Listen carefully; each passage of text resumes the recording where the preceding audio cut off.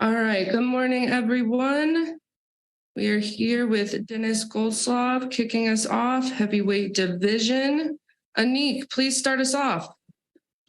Denis, nice to meet you. Anik Subramanian, Fightbook MMA.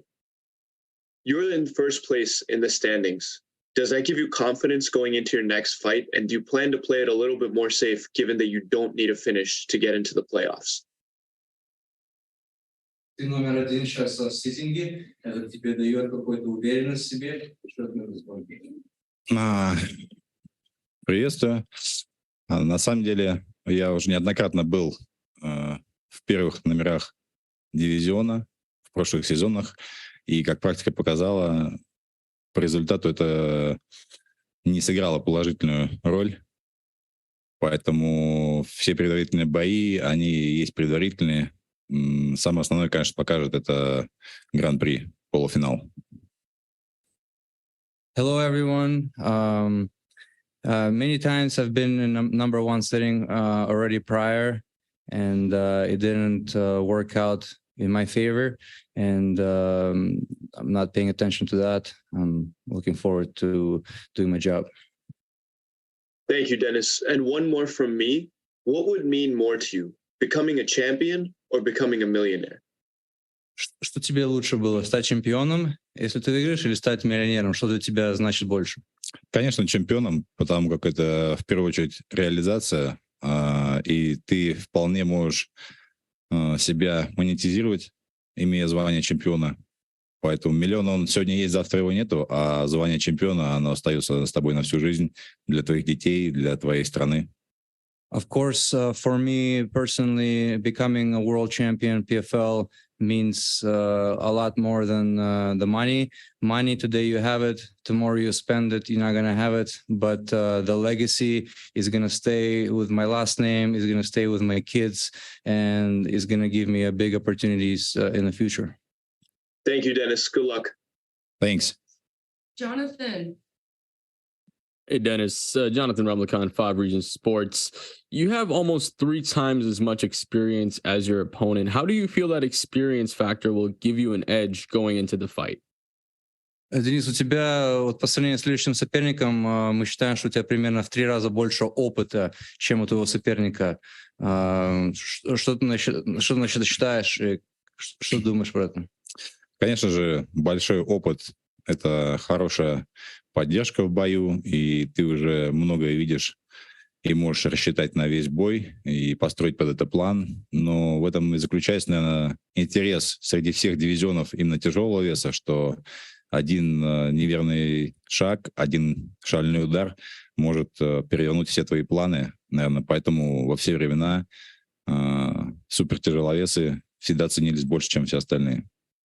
Of course, it's nice to have that. However, as you know, in a fight, one punch can change the outcome of everything, especially in the heavyweights.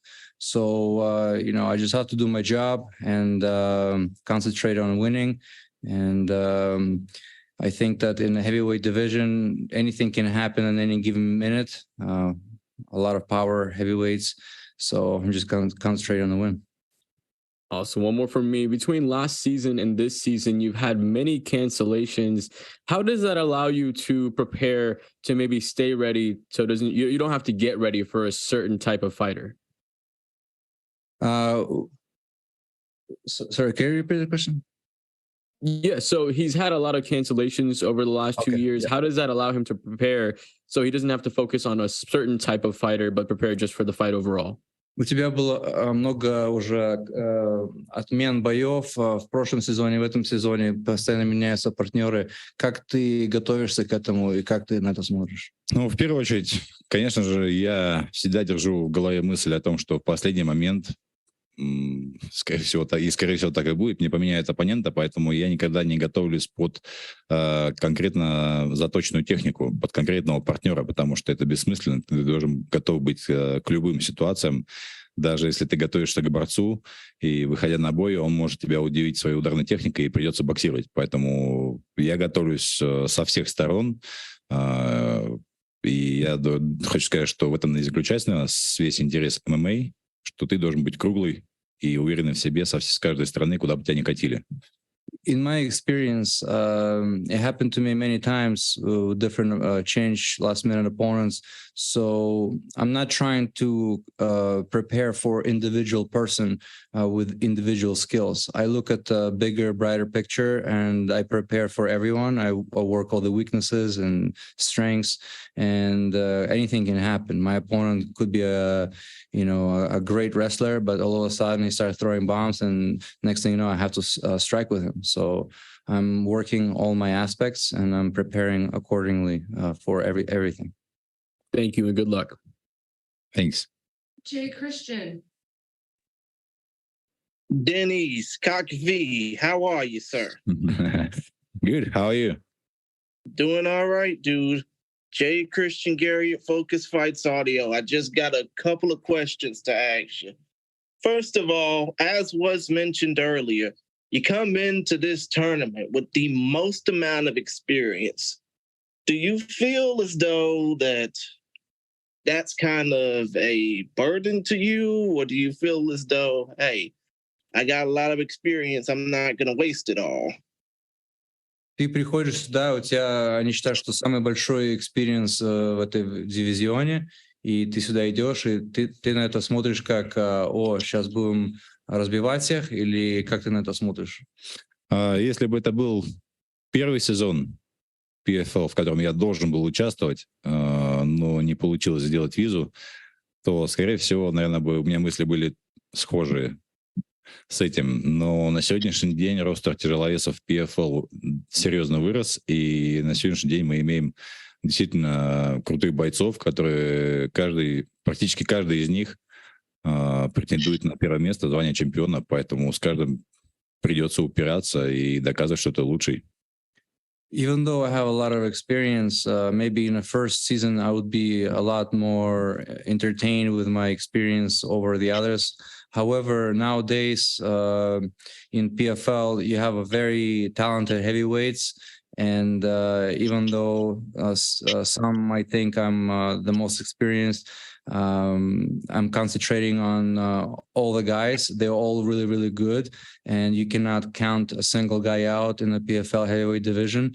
They're all great fighters. So I'm looking forward to a great fight. Okay, understood.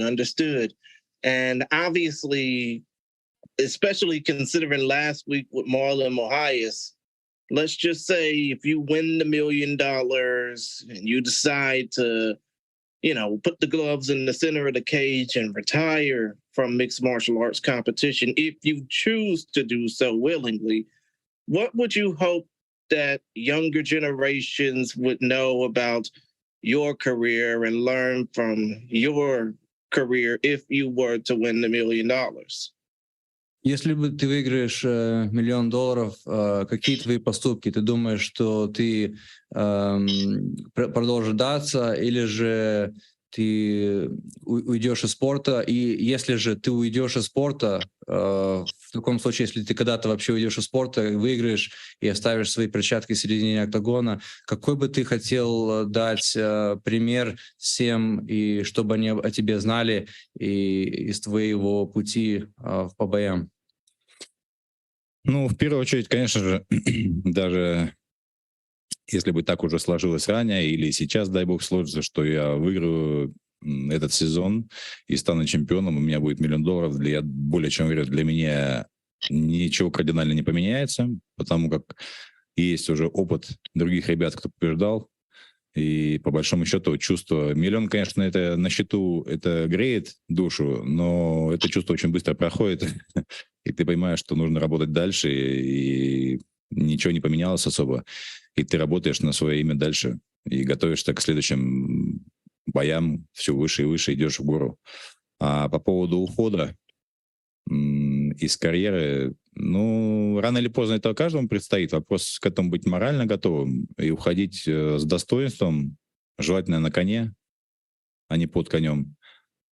И, наверное, быть примером для последующего поколения, для молодежи, для детей, что ты прошелся по этому пути достойно, не было никакой грязи, не было никаких скандалов, как нормальный человек.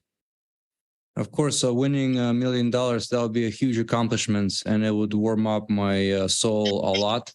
However, I've seen some fighters previously winning the money and, spend the money. So for me, nothing is going to change. I'm planning on, staying the same, working hard, fighting. However, one day, all of us have to retire. And when that day happens, I want to still retire on top of the horse, not underneath.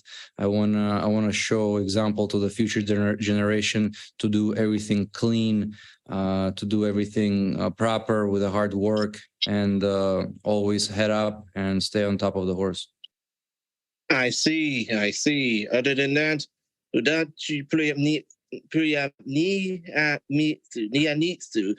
luck on Friday, sir. It's been a pleasure talking to you. Очень приятно и желаю вам удачи. Thank you. Good luck to you. No problem. Right. Corey Newman. Hi, Dennis. Corey Newman Hi. with Tunnel Vision Sports here. You'll be facing former UFC heavyweight Jorgen de Castro, who is a known big puncher. He lost his first fight by decision. How aggressive do you plan that he will come out in the first round looking for a big knockout?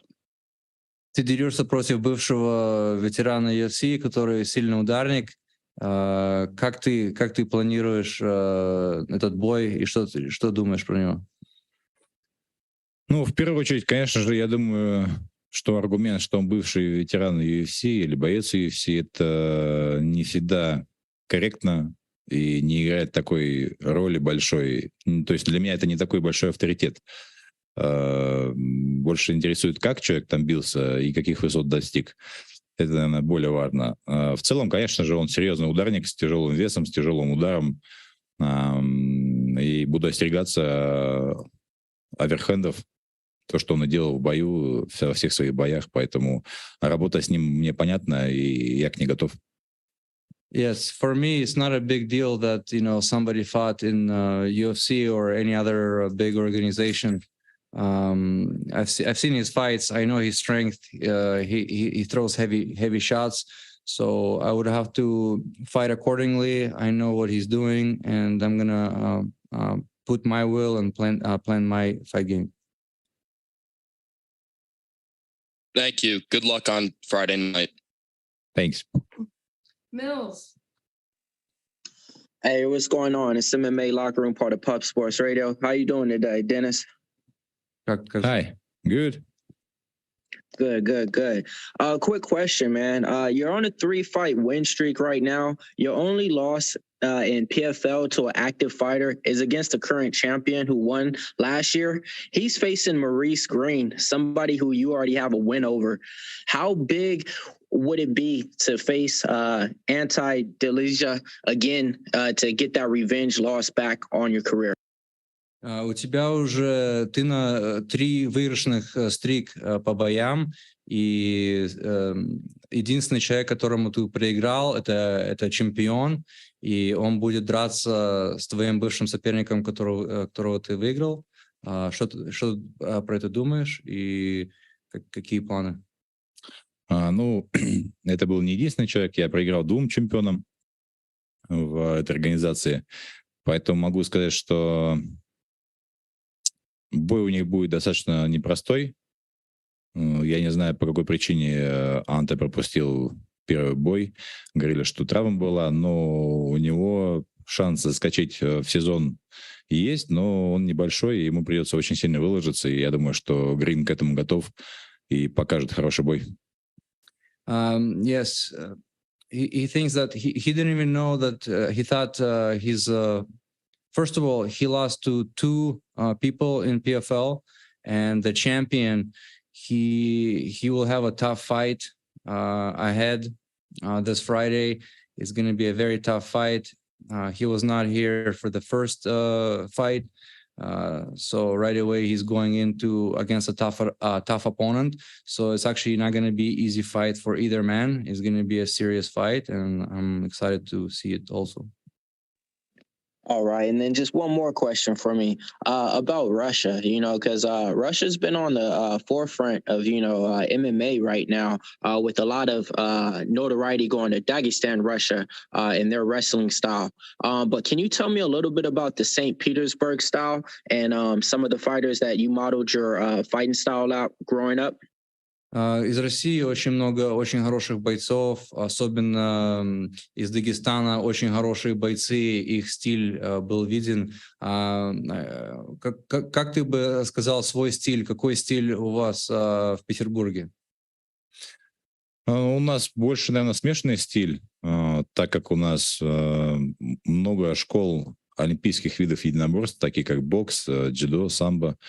Их, конечно же, и вольной борьбой занимаемся, как и в Дагестане. Просто в Дагестане, скажем так, этим занимаются постоянно, и у них узкая направленность. И потом уже все остальное из серии бокса, кикбоксинга. Поэтому у них хорошая борьба, они показывают хорошую школу борьбы и побеждают. У нас более, скажем так, более уже изначально смешанная школа идет. Of course, in Russia, Dagestan, you have like a lot of good wrestlers and good programs. And a lot of fighters, they train there all the time. And however, in St. Petersburg, we have many Olympic schools for boxing, for judo, for wrestling. So our style is also really good. It's mixed a little bit of everything of all the Olympic sports, and it's very similar. It's also high level competitive Olympic sports.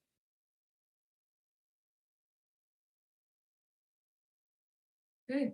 Very good. Awesome. You're all done with the Zoom part. Thanks, Dennis. Appreciate your time today. Thanks so much. So now we just go to our next room? Yep, next room, and then you guys can get back to training. Thanks, Dennis. Thank you, guys.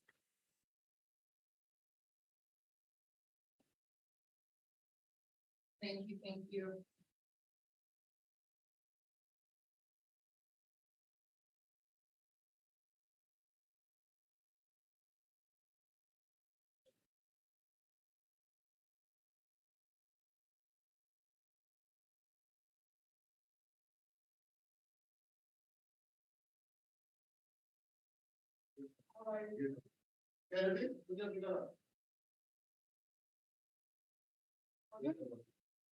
You're just putting that chair right there. What's up, Liz? I miss you. Yep. Mhm.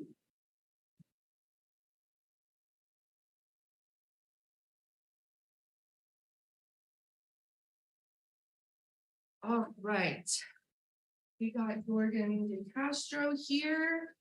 Zion, why don't you go ahead and start us off?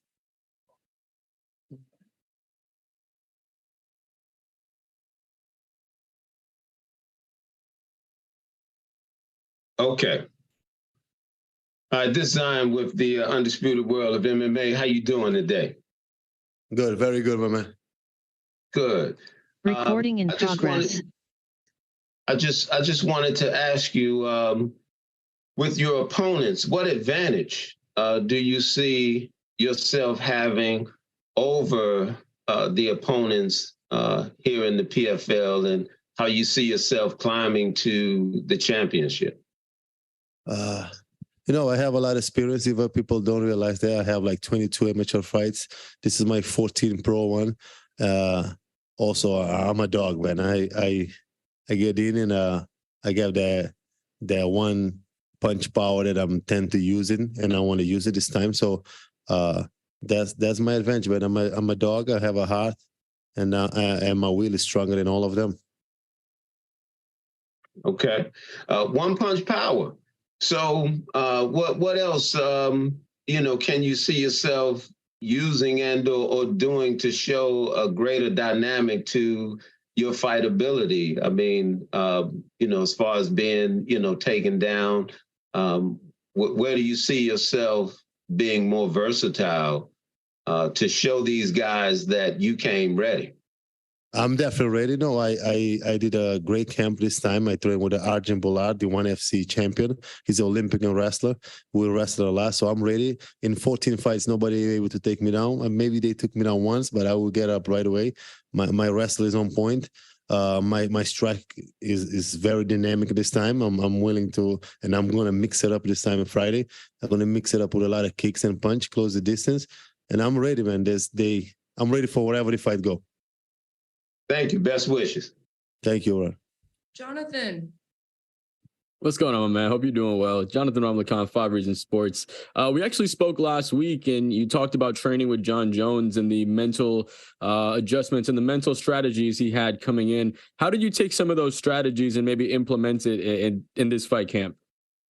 Yeah, I mean, we all different. John is a special athlete, special human being, but he definitely helped me a lot about how I approach fights and the moment. Take the moment, because this is a one in a lifetime moment. This fight career is short, so every time we step in the cage, we should do 100%. We should leave it all there. That's my mindset now. No, every time I step in the cage, it may be my last fight, so it will be do or die. Awesome. Thank you. And short man power. Let's go. Let's go, man. Anik. Yorgan, Anik Subramanian, Fightbook MMA. Good to see you again, my man. Nice to see you, brother. You're fighting Denis Goltsov, who's in first place in the heavyweight standings. Do you think it's more pressure or less pressure fighting the top guy? Well, I have zero pressure at all. Or you can put it that way. I have pressure anyways if I would fight someone with 0 point. My goal is advance to the next to the semifinal. When I sign with PFL, I want to be a champion. I want to make that $1 million. So Friday, it doesn't matter if it was Goltsov or someone else. I need to win the fight in the first round. I need to come forward.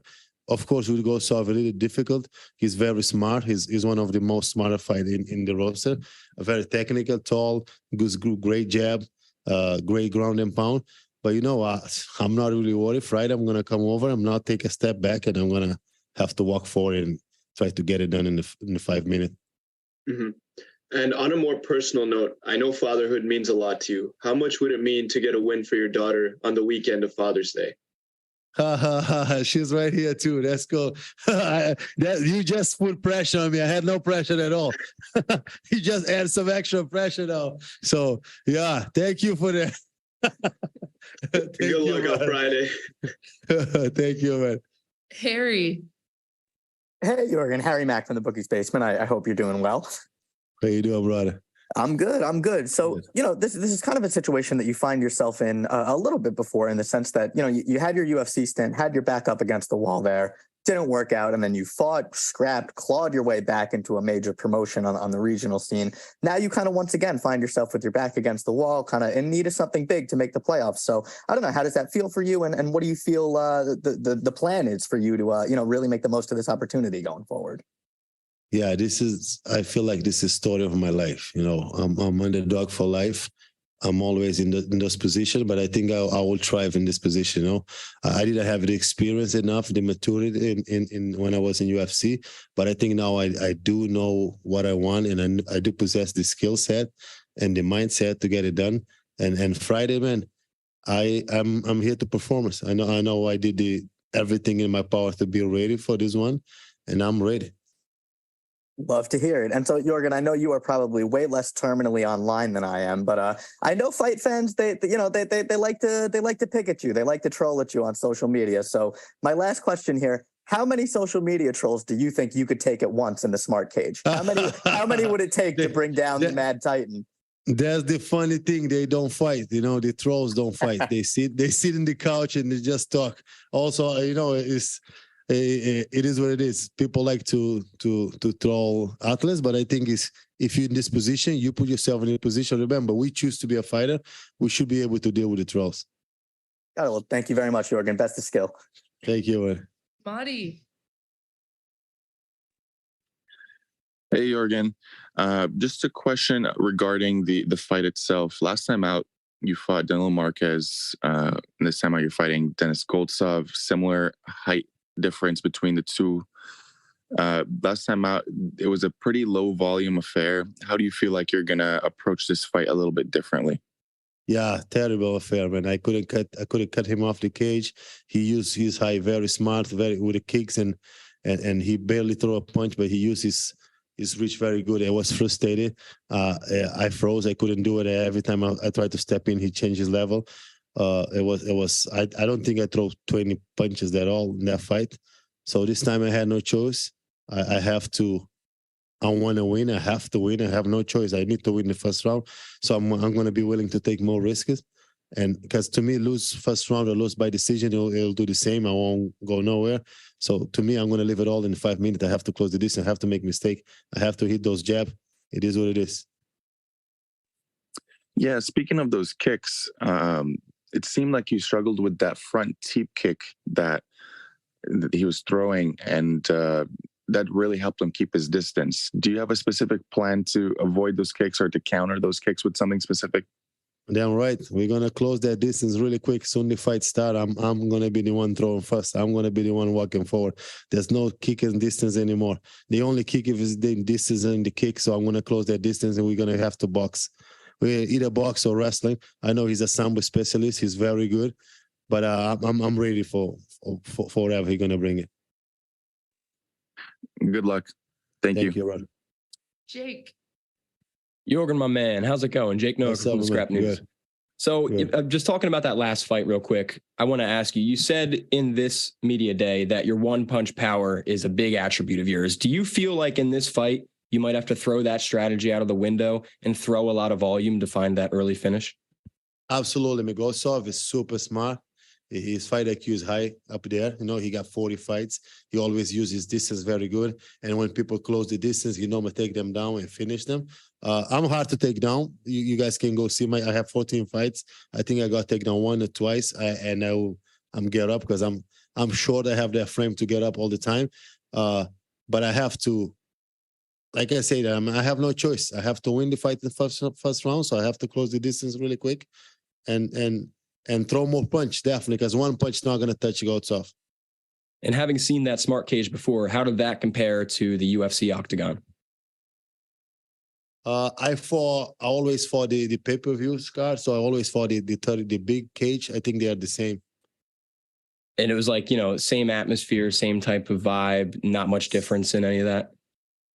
My UFC career was crazy because I do fought once in Australia, which was 57,000 people. Then the other 3 fights was in coronavirus. So one in Abu Dhabi, Jacksonville was no crowd, and the last one in Vegas too in Apex, no crowd. So it was all crazy. One with a 57,000, the other 3 with no crowd. The PFL is nice. It seems like my local shows. Normally, like I feel the crowd. I feel people screaming, and I like the PFL vibe. And then last one from me. We already talked about your daughter a little bit. I know she's there with you. Will she be at the fight on Friday night? Always, but I do this for my family, and I like my family to be around me all the time. And for my daughter, is always, life is not easy. She needs to see that sometimes I win, sometimes I lose. That's what you got to teach your kids. Not always the sunshine and rainbow. And so she's with me. I win, we celebrate. And then when I lose, I man up, I get up, and they do it again. So I want to pass that to her because I'm not going to be here forever, and I want her to be a strong woman when she grew up. Awesome, man. Thanks so much. Thank you. Jay Christian. What's up, Mad Titan? How are you? What's up, my man? Good. I'm doing all right, sir. Jay Christian, Gary at Focus Fights Audio. Just got to ask a couple of questions to you. Absolutely. First of all, as was mentioned before, Denis Goltsov has a ton of experience, 37 fights in total. Been fighting probably since you were knee-high to a grasshopper. But when it comes down to your fight coming up on Friday, which will be the featured prelim on ESPN+, do you feel all that experience that Denis has is going to probably be his downfall? Absolutely. No, he got a lot of fights. I think he feel like he fought guys like me already. So he probably think he have the blueprint to beat guys like me. But I'm coming different though. I'm motivated. I need to get this done in the first round. I need to push the pace. And I do believe that the heavyweight division, it doesn't matter your experience, the fight is 50-50. I have the power, I have the skills, and I'm just gonna let it go. Okay, and one more question just to keep it moving. When it comes down to this, you could have the opportunity to knock off the #1 seed in the PFL heavyweight division. But let's just say you take that momentum, move it all the way up to the $1 million fight and win that $1 million cash prize and the PFL heavyweight title. If you were to basically call it in, what would you hope that younger generations would learn about your career, especially those from your native Cape Verde? Yeah, man, I tell everybody, not just in fighting, in life in general, I mean, doesn't matter where you come from, that does not label as a successful or anything in life, you know. Work hard, wherever you come from, work hard, keep consistent, persistent, and believe in yourself. That's me, and that's what I want all the young kids to believe in themselves and be stubborn sometimes, you know, keep moving. Okay, other than that, Yorgan, good luck on Friday. We hope to see you do well, man. Much love. Thank you very much. No problem. Thanks, Jorgen. You're all Thank set you. for in here today. Appreciate you. And you'll just go right next door to do a couple live media. Thank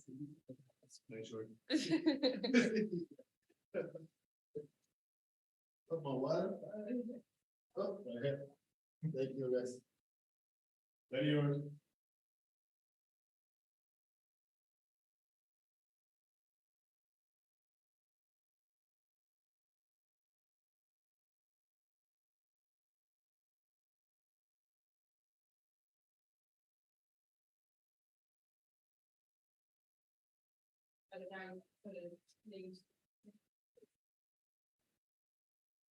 Right, you can just sit right over there in that chair. All right, guys, if you have questions for Amber, please raise your hand. Anyone else? Just them? Yeah, one more guy. Okay.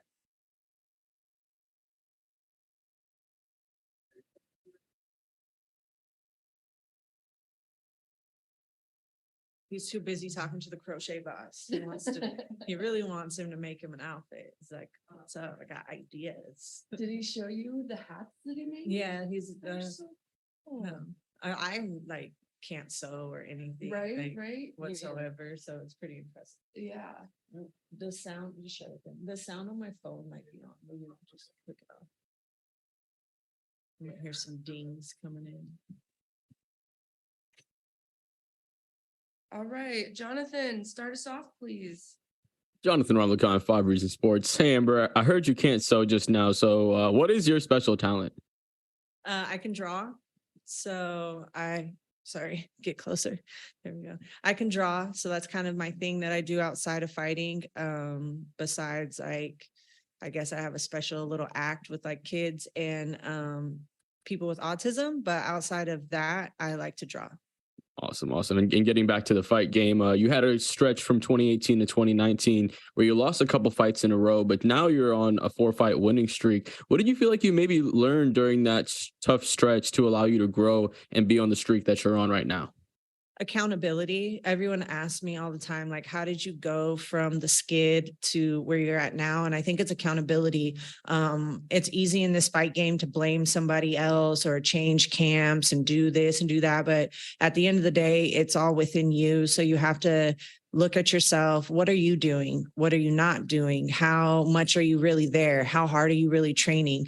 Mental game as well. I switched up the way I approached my mental. I actually started training. Like, I have a hypnotherapist named Richard Hart. Well, I've had a few sports psychologists, but right now I'm with my hypnotherapist, Richard Hart, who's really just changed the game for me and taught me how to visualize, gave me a lot of self-confidence, and really mentally has brought me to a different level. So yeah, I think taking care of your mental, Xing out the BS in your life helps a lot. Like, I was super unhappy in my everyday life and there was just a lot of things going on, and being accountable. And that's really kind of changed me as a fighter and changed the way I train and the way I approach everything.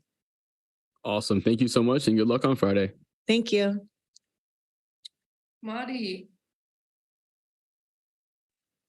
Hey, Amber, this is Madi from Wiz.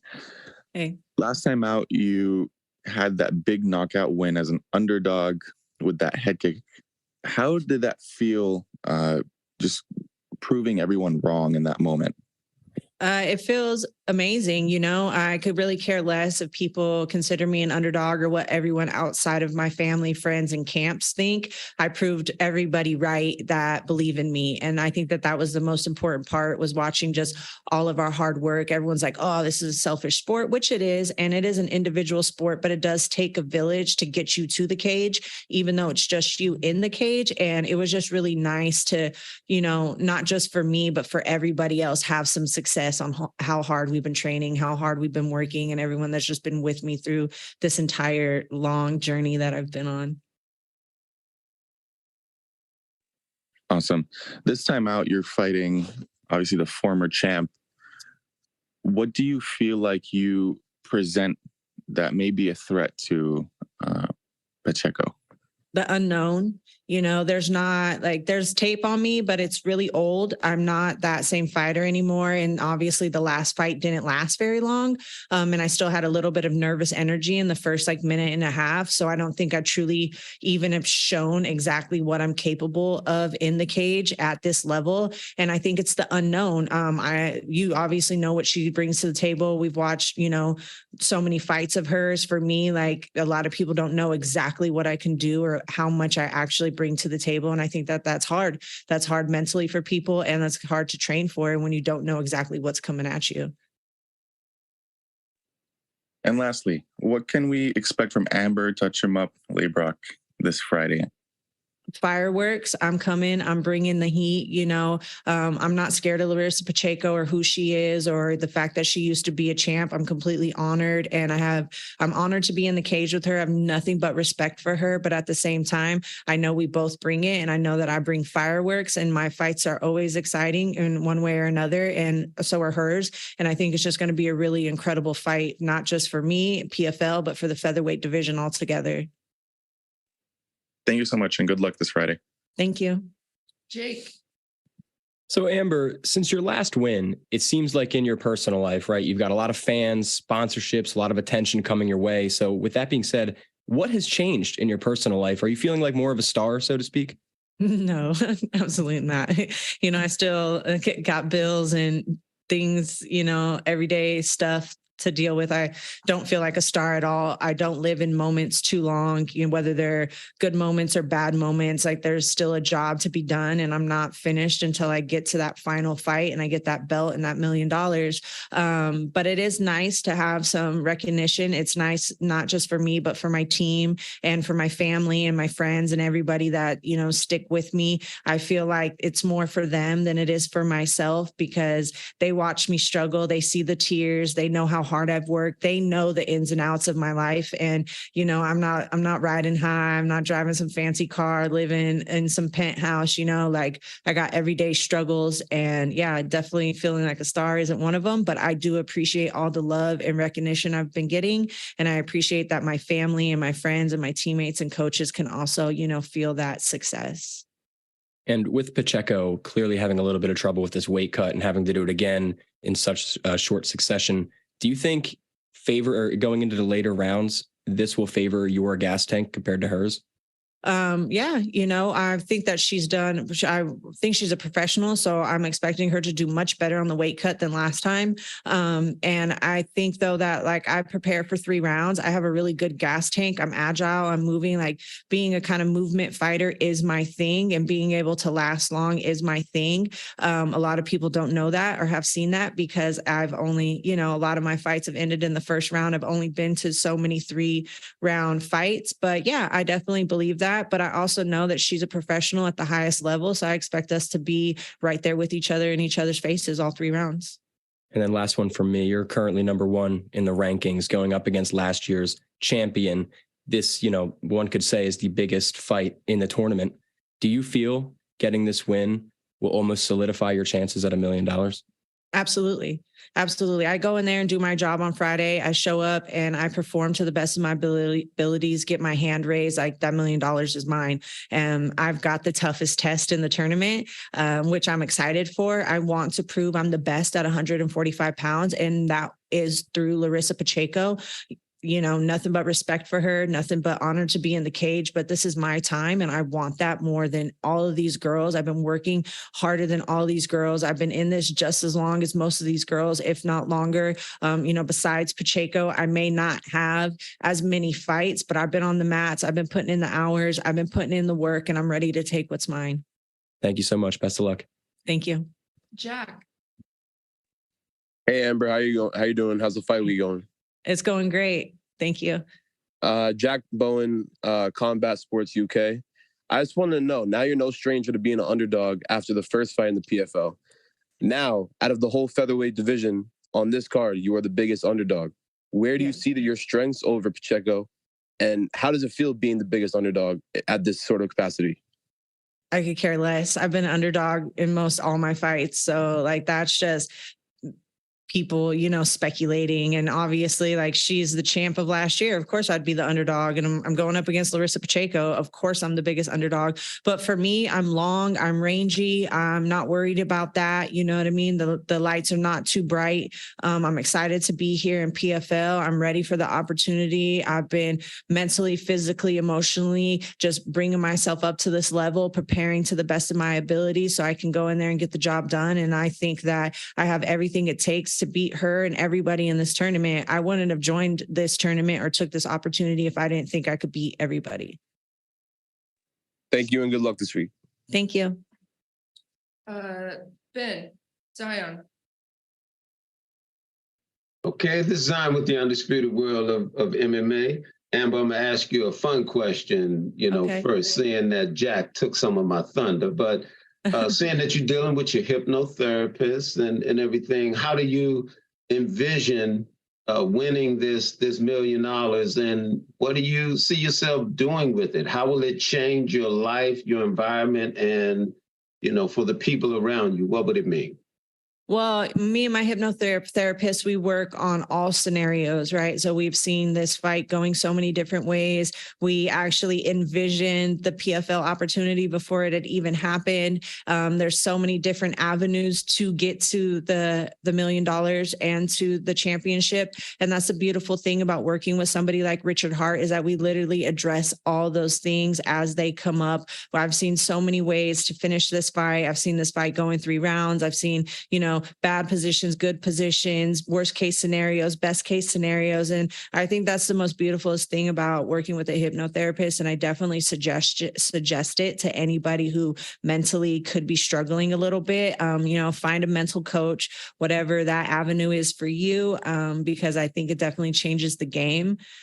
Winning the $1 million will change my life. I come from a place that's not very rich. My family been poor forever. We're still poor. And, to have some financial stability will absolutely change my life. Everyone's like, what are you going to buy? I have no plans of spending my money on anything except just putting myself in a position where I'm comfortable and I'm not worried about keeping the lights on or putting groceries in the fridge anymore, and just having that, financial stability. I think we've all been working for our entire careers. Okay. And also looking at the champ that you're going to be going up against, do you see yourself, trying to go toe to toe, seeing that both of you, you have hands, or, do you want to take it to the ground? I mean, how do you see yourself having the advantage over Larissa? Well, I think the fact that I'm unknown is an advantage, and that I'm long and rangy. I obviously do have the head kick, so my legs are a lot longer than most people's. It's kind of hard to prepare for with people, with just everyday people that you're training with. I'm expecting us to stand. I know that she's well-rounded. I'm well-rounded. I am looking forward to just striking with somebody, but I'm fully prepared to take this fight wherever it needs to go or wherever it's going to go. I'm fully prepared for it all, but it will be nice to just kind of, stand there and throw some strikes with somebody and hopefully not have to worry about someone just pushing me on the cage and trying to outmuscle me.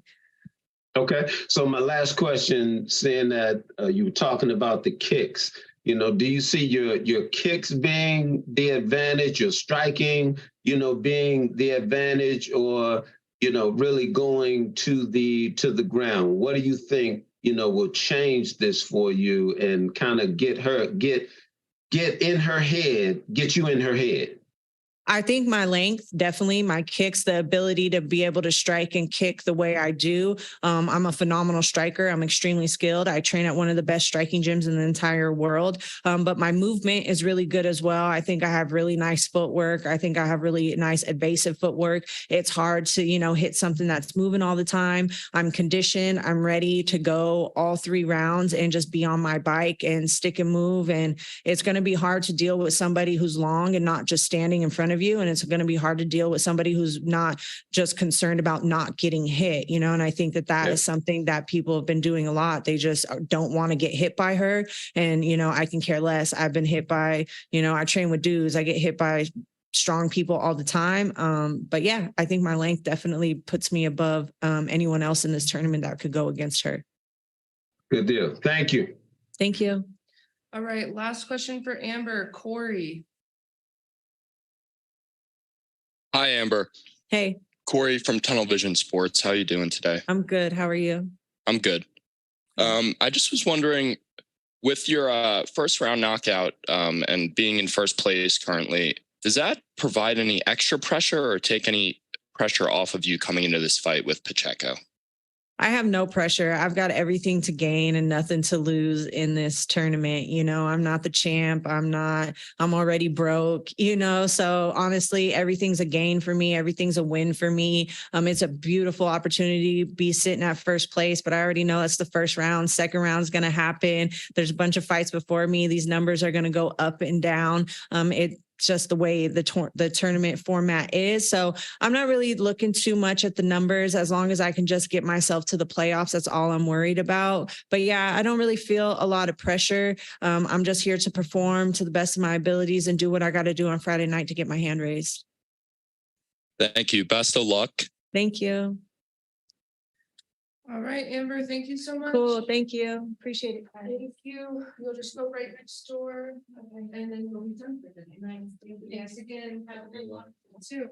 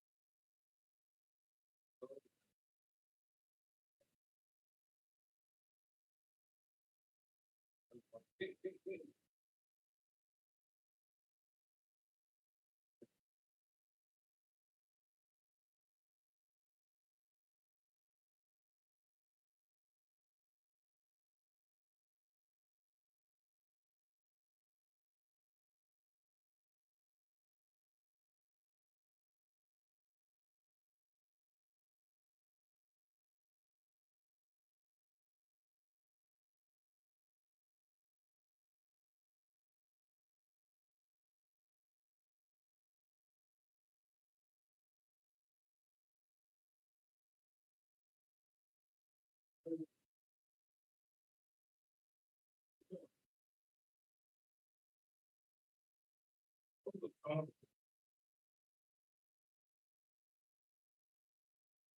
ba ba ba ba ba. Hey, honey, where is Romo? Okay, tell Romo to take some video of this. Yes, sir. Should I rap?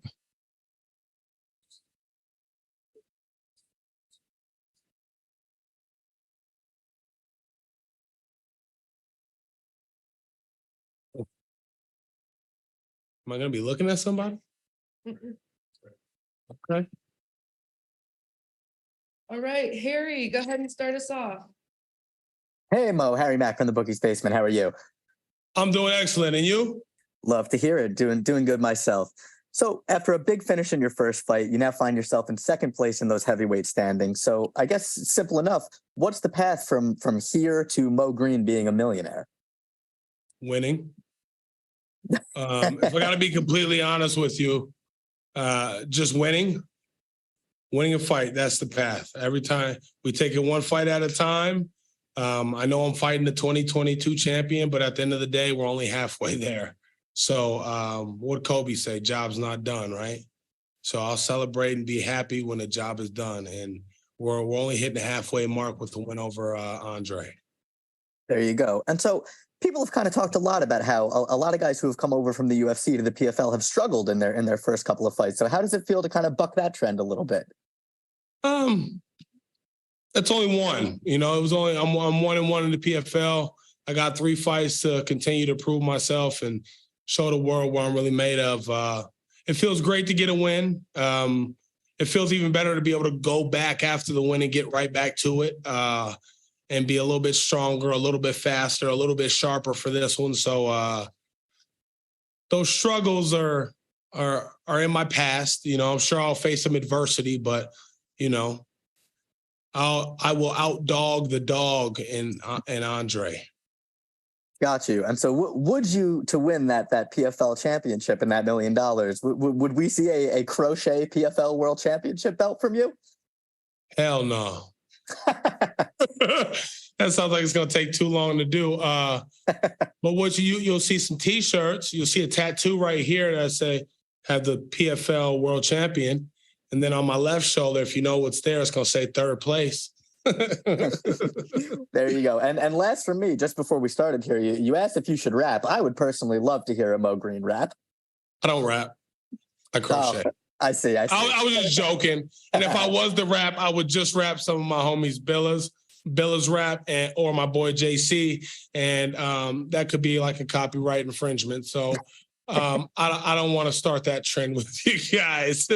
Set the wrong expectations of who I'm about or what I'm about. So, of course, that's just good business. Well, thank you very much for your time, Mo. Best of skill.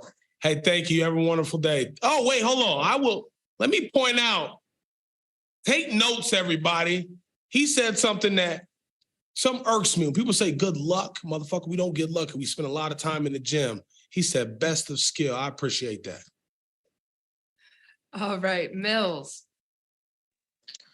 What's up, Maurice? How you doing today? MMA Locker Room, part of Puff Sports Radio. Man, I'm excellent. Yourself? Man, I'm doing good, man. Black excellence is definitely on the rise. You dig. All right. With that being said, man, I heard something that you just spoke on. You know, you said you're going to outdog the dog. Now, hear me out. All right. Brandon Loughnane just lost last week, you know, former champion, big favorite. Kayla Harrison lost last year, big favorite, former champ. Larissa. All right, so I need to know now, when you went and got your physicals and you got your checkups, when you got that x-ray, did that x-ray show the dog in you? Nah, I didn't see a dog. I just saw a strong motherfucker who was ready to fight. For sure. How about that? I'll take that. I'll take that and run with it. So, wasn't no dog inside of me. I'm a cat guy, I'm a crazy cat nigga. So, I'm a feisty cat. That's what you got. You got the feisty cat in me. Got it. 9 lives. So with that being said, man, you done had plenty of fights in the UFC. You always like to use your elbows, when you're in the clinch. How has that been in the PFL cage to where you can't use your elbows and adapt into it? I got knees. Okay. I got knees. Got it. So the knee's been getting it done for you. So what's the plan then? Let me know the plan, man. You're the main event right now. Last time in the PFL cage, you had John Jones in your corner. Is you gonna have John Jones in your corner for the? I guess you guys gonna have to wait and see if he's here or not. Guess you're gonna have to wait and see. I don't even know.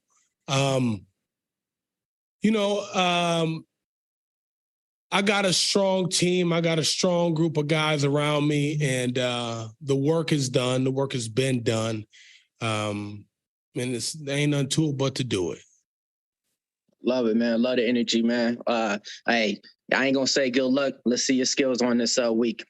I appreciate you. Thank you. Anik. Maurice, nice to meet you. Anik Subramanian, Fightbook MMA. If you were to beat the defending champion on Friday, would you consider yourself the champion? When? On Friday. When I beat the champion, when. It's not an if, it's a win. And no, I don't consider myself the champion. He was a champion last year. He submitted in history as a champion last year. I'm going to earn my keep this year for 2023. That being said, we're only halfway there to the goal. I still got 2 fights left. Awesome. And you've been training partners with John Jones for many years. What's the biggest lesson you've learned from him? And will he be in your corner Friday night? You're going to have to see if he'll be there. And the biggest lesson I learned, man, just being able to be side by side with him through this whole process, a camp and a half, really. I just saw his process. As we got closer to the fight, I saw his mental. I saw his processes he went through. Some things that not everybody gets to see. And I was one of the guys, along with some of our other training partners who've been putting the work in the small group of great heavyweight men that we got.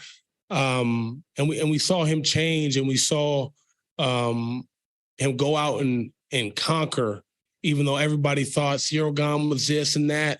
He demolished him. He finished him. And I have confidence in knowing that even if a little bit of that rubs off on me, as it has, I'm fucking all these guys up. Awesome. Excited to see you fight on Friday. Thank you so much. You have a good day. You too. Gavin. Hi, Maurice. Since you're the main event, I'm good. Since you're the main event, you'll know how many points everyone else ends on. Will your game plan change? Say it one more time. Since you're the main event, you'll know how many points everyone else has.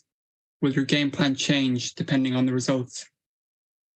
I mean, if I need more than a win, then yes, but I need a win and I'm in. I need 3 points and I clinch. 3 points. I need to win the fight. Yeah. Another thing that you often talk about on social media is your acting career. If you win $1 million, will you try and focus on the acting career more because you want to worry on the financial side? It's hard to make that decision right now. Probably not. When I win the $1 million,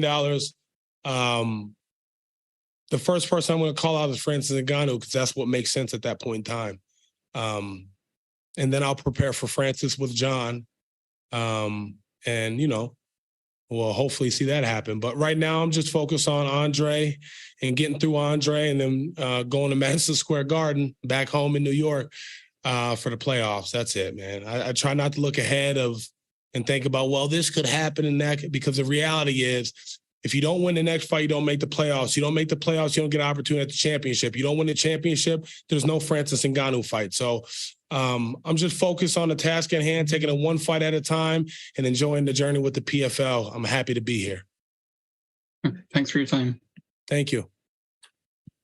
Corey. I'm Corey from Tunnel Vision Sports here. How are you doing today? What's cracking? I'm good, baby. Awesome to hear that. I was wondering how the being in the Ultimate Fighter, that kind of tournament style schedule, how that kind of compares to the PFL schedule that you've been fighting on. Doesn't even compare. Ultimate Fighter is way different from the PFL. You fight like I fought 2 times in fucking 6 weeks, you know? But it does compare where you have to stay healthy, you have to train smart. The Ultimate Fighter, I think it differs from the PFL because you got the mental aspect and you can't talk to friends, family, your loved ones. You don't talk to your training partners, teammates. I was lucky enough to build a really good relationship with some of my teammates on the show, which transferred off the show. So that was pretty cool. But this process has its own set of obstacles, as you call it. And I think, you know, it's one of those things where the strongest survives, you know? This is a game of, is the right word? Game of attrition? Is that the right word? Maybe. I don't know. But this is a game of just outlasting and being able to stay strong and keeping that mind just ironclad. You know, there's nothing physical that I can do. Even going training at night, there's nothing physical I can do. The work is done. Everything that can change is mental. So I'm building that mental, you know, that mental block is getting stronger and stronger and stronger every day. Every day we come down here, I look at them, I see them. And yeah, my hands are kind of like getting clammy right now, just thinking about what Friday night's going to look like and looking at him, look at me on the other side of the cage with his weathered ass face because the motherfucker look old. So, yeah, man, I'm excited. I just, you know, he thinks he's about to come back here and get back in this tournament. He got me fucked up. Or, okay, what was the, what's the white person version that you got me fucked up? Newsflash, buddy. It's not going to happen today. All right. I saw a meme and that shit made me laugh. Go ahead. That's all from me today. Thank you so much. You're the man. I look forward to seeing you perform on Friday night. Hey, thank you so much. You have a wonderful day. Thanks for your time. All right, Marty. Hey, Maurice. How's it going, brother? Man, I'm doing awesome. Just taking it all in, staying focused, staying sharp. That's it. How about you? Nice. I'm doing well. Thank you, sir. We know Ant obviously likes the power. He's got a few knockouts in his recent fights. We know you've got knockouts on your record as well. You're not going to give us your game plan, but are you going to entertain a stand-up striking fight with him? And who do you think has the power advantage? Man, you know I can't give you that. I'm going to win. At the end of the day, I'm going to win. I will tell you this. I really don't give a fuck what he has done. It really doesn't matter to me. I have confidence in knowing I've done the work.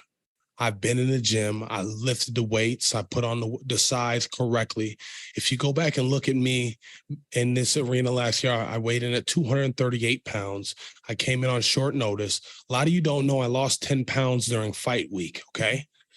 And I gave Goltsov a hell of a time. Even though he was tired. You know, he beat Goltsov, okay? He beat Goltsov because he outdogged Goltsov. That's what happened. He has that dog in him. He outdogged Goltsov. What do you do when I know what you're going to do, I know what you want to do, and you can't fucking do it? What are you going to do? And we're going to see on Friday, you know?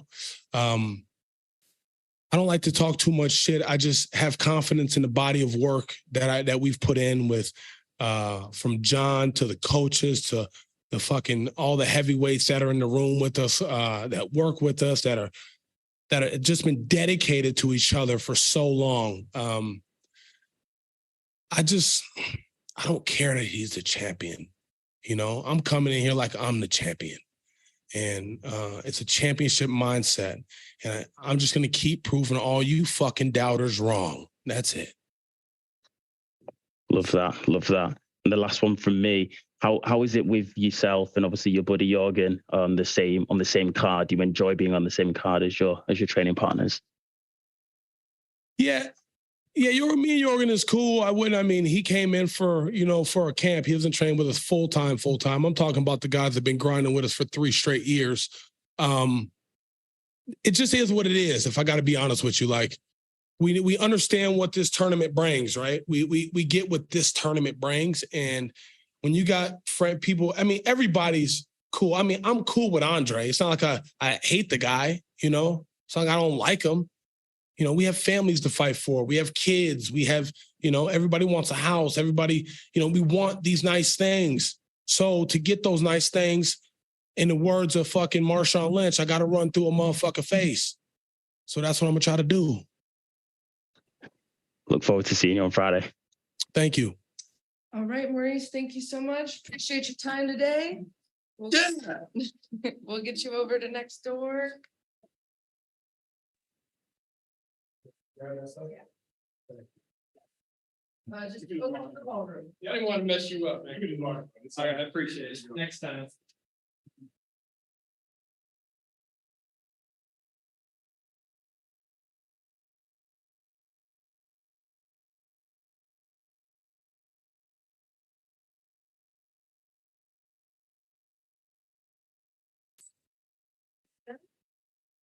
We're here.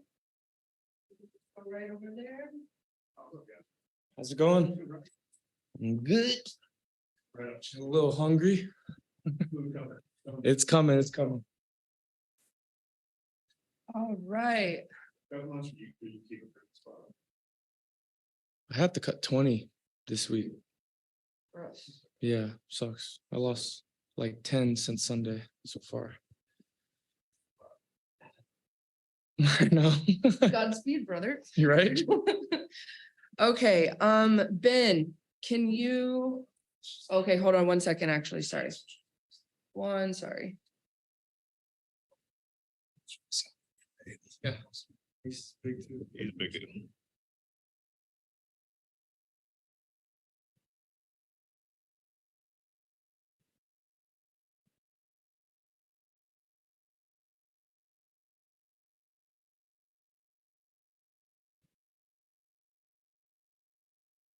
All right, let's do Harry, and then Ben, if you have a question after Harry. Hey, Biagio, Harry Mack from the Bookies Basement. How are you? Good. How you doing? I'm good, man. I'm good. Thank you for the time. So I'll keep it quick here, but how has your development been with the PFL so far? How do you feel that they've kind of been developing you as an amateur and getting you prepared for your professional career? Good. I feel like they're developing me well. I'm super grateful. I'm super blessed. You're going to hear that a lot from me because I'm very grateful. I'm blessed. The PFL, they see potential in me and that means the world to me. So it's all up from here and looking to improve every fight. Absolutely. And is there any timeline on the pro debut yet? No clue. We're going to get this fight over with and then get a couple more this year if I'm injury free, God willing.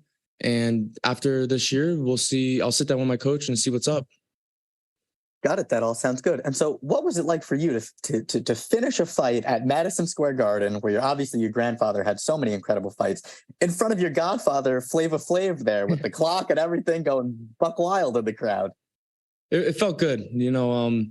After the fight, I was still kind of shocked that it was over so fast. And also like going from, where I fought in St. George, Utah to Madison Square Garden, that's a big jump, especially as an amateur as well. So before that fight, I was super nervous. I was even almost scared kind of, but I got the job done and I'm looking to improve every fight.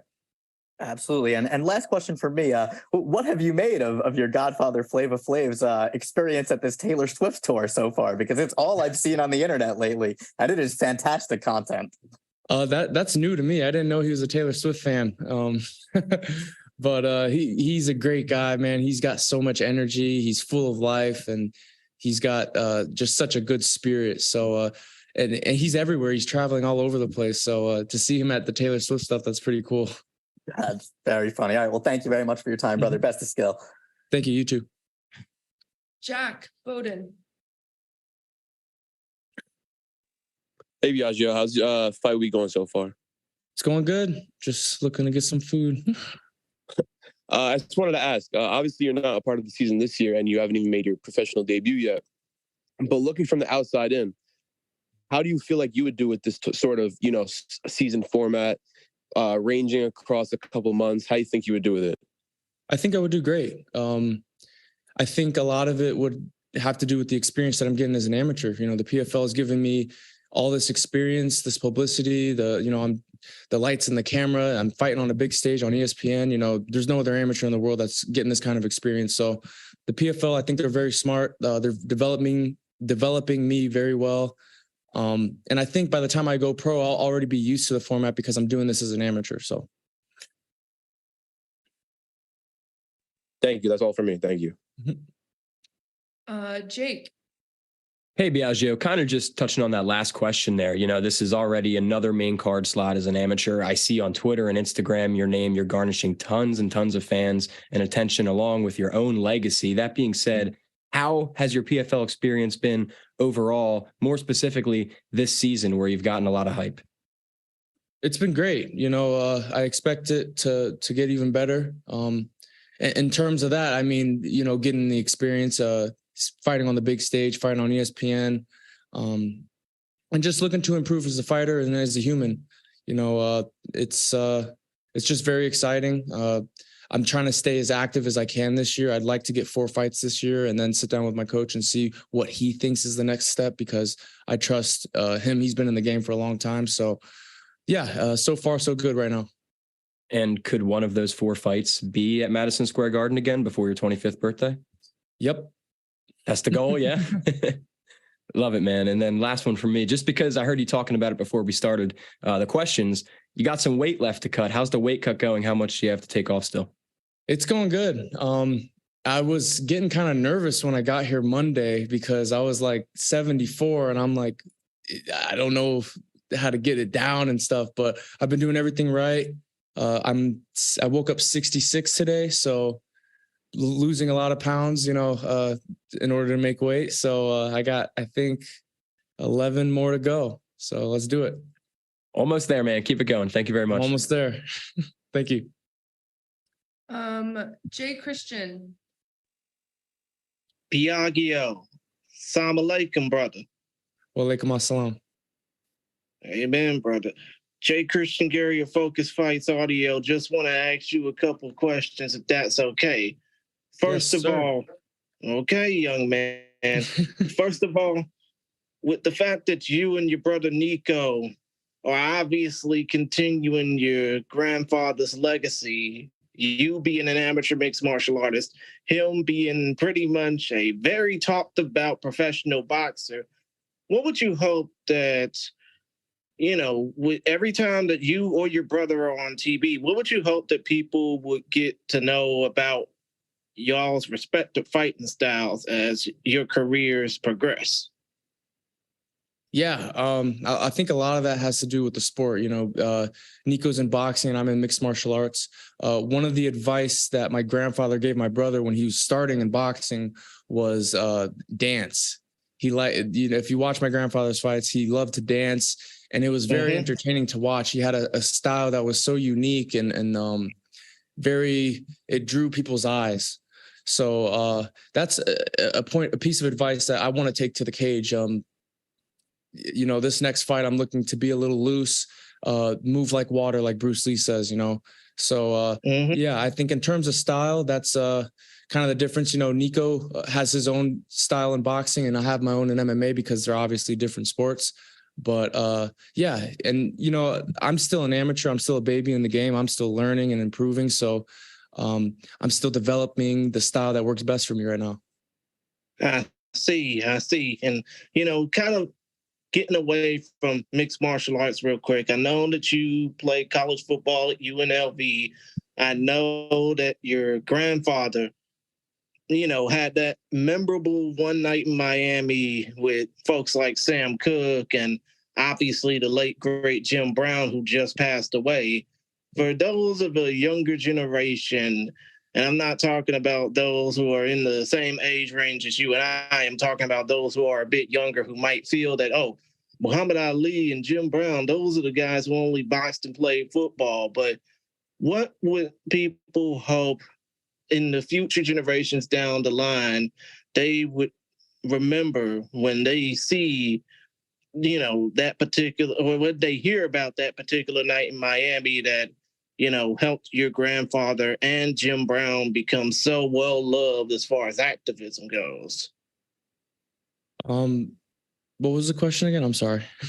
My apologies, Biagio. Basically, what I'm trying to ask is, considering the fact that Jim Brown just died and everybody knows Jim and your grandfather for that one night in Miami where they all came together to support the civil rights movement, what would you hope that people, future generations down the line, younger than us, would hope to remember about that one particular night? I think study and do your education, study about what happened that night and with that group of people, those are a group of great people and they had a lot of great conversation. And I know they made a movie about it as well. Mm-hmm. I think just seeking knowledge and seeking the education about stuff that night and not just that night, but the individuals themselves as well. They were such prominent figures in whatever they did. So I think just the search for knowledge, I would suggest to the new generation. Understood. And as far as your fight goes, anything you would want to say to Travell Miller if he was listening to this? Good luck. Or in this case, best of skill, young man. Good luck on Friday. Yes, sir. Jonathan. Jonathan Ramlakan, 5 Region Sports. Hey, Biagio. You want to take, obviously you take a lot more from your losses than you your wins, but what can you take away from your wins so far that allow you to maybe continue to improve? A lot. I'm super hard on myself. I give myself a lot of hard criticism, and because I want to be great, I want to get better and better each fight. I've improved from my first fight to my second fight, third, fourth, and now my fifth fight. Even though they're wins, I don't sit and pat myself on the back the entire night after a win, especially the last win. I was actually kind of a little upset at myself because I wasn't as calm as I wanted to be. So even though I got the win, I was super grateful and blessed that I got the win, but I was still very hard on myself. And I think that's just because I just want to get better and better each and every time. And I'm always looking to improve. The thing that's beautiful about MMA is you're always a student. You're never really, you could be the teacher as well, but you're always learning, like, for example, when Joaquin Buckley did the spinning back kick, that was something that was never really seen in MMA. And people that have been fighting for 20 years have never seen something like that. So they just saw something brand new and they knew the sport for a while. So there's like an endless void in MMA of knowledge. And I'm just seeking to gain all that knowledge throughout my career. Good. Looking forward to watch you grow throughout the time, man. See you this next time. Yes, sir. Anik. Biagio, Anik Subramanian, Fightbook MMA. Nice to see you again. You're a real-life superhero. You're protecting people at nightclubs, on a 3-fight winning streak. You're making a lot of people smile, and you're a great role model. What would your grandfather be most proud of right now? I think not just my fighting ability, but me trying to grow and seek knowledge as a human. That was the biggest inspiration that I had from him, was who he was as a person, not as just a boxer. He was the people's champ for a reason. And, when he would go down the street, he would never say no to an autograph, a hug. People would hand them his kids and he'd take pictures with them and kiss them on the cheek. He was such a loving essence. And I think that's the biggest inspiration that I've taken from my grandfather, was who he was as a human. And I'm just trying to replicate that the best way I can. You're doing a great job of it. And one more from me. Congrats on a great win last fight. If you had a dream opponent in MMA, who would it be and why? Ooh. Like top tier. I'm just an amateur. Like, are we talking top tier? Like some of my favorite fighters? Yep, your dream fight. I think GSP would be like a dream fight. I think he's I think one of the most well-rounded fighters I've ever seen. Got it. And you could move up to welterweight, so that would be really cool. Thank you so much and good luck on Friday. Thank you. All right, Marty, last question.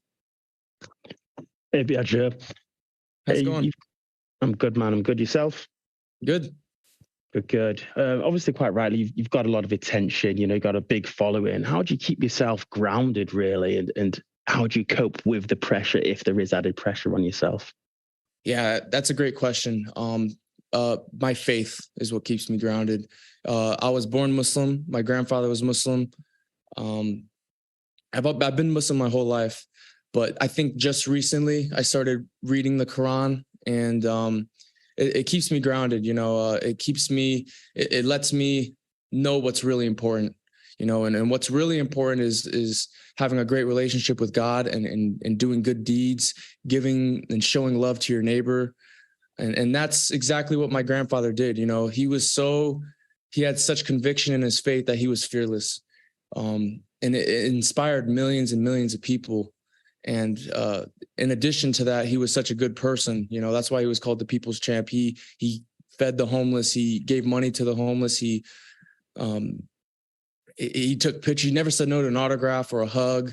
And that's exactly what I'm trying to do. You know, I understand that this is not what's most important. Money is not what's most important. The camera, the fame, that's not what's really important, because after this life, it's not over. You know, you either go to a good place or a bad place. And I want to go to a good place. So in order to do that, you know, I want to have a great relationship with God, and I want to do good deeds throughout my entire life. So that's what keeps me grounded, is knowing that. Love that. All the best on Friday. Thank you. All right. Thank you so much for your time today, Biagio. Appreciate you. Thank you, Donnie. Let's get you.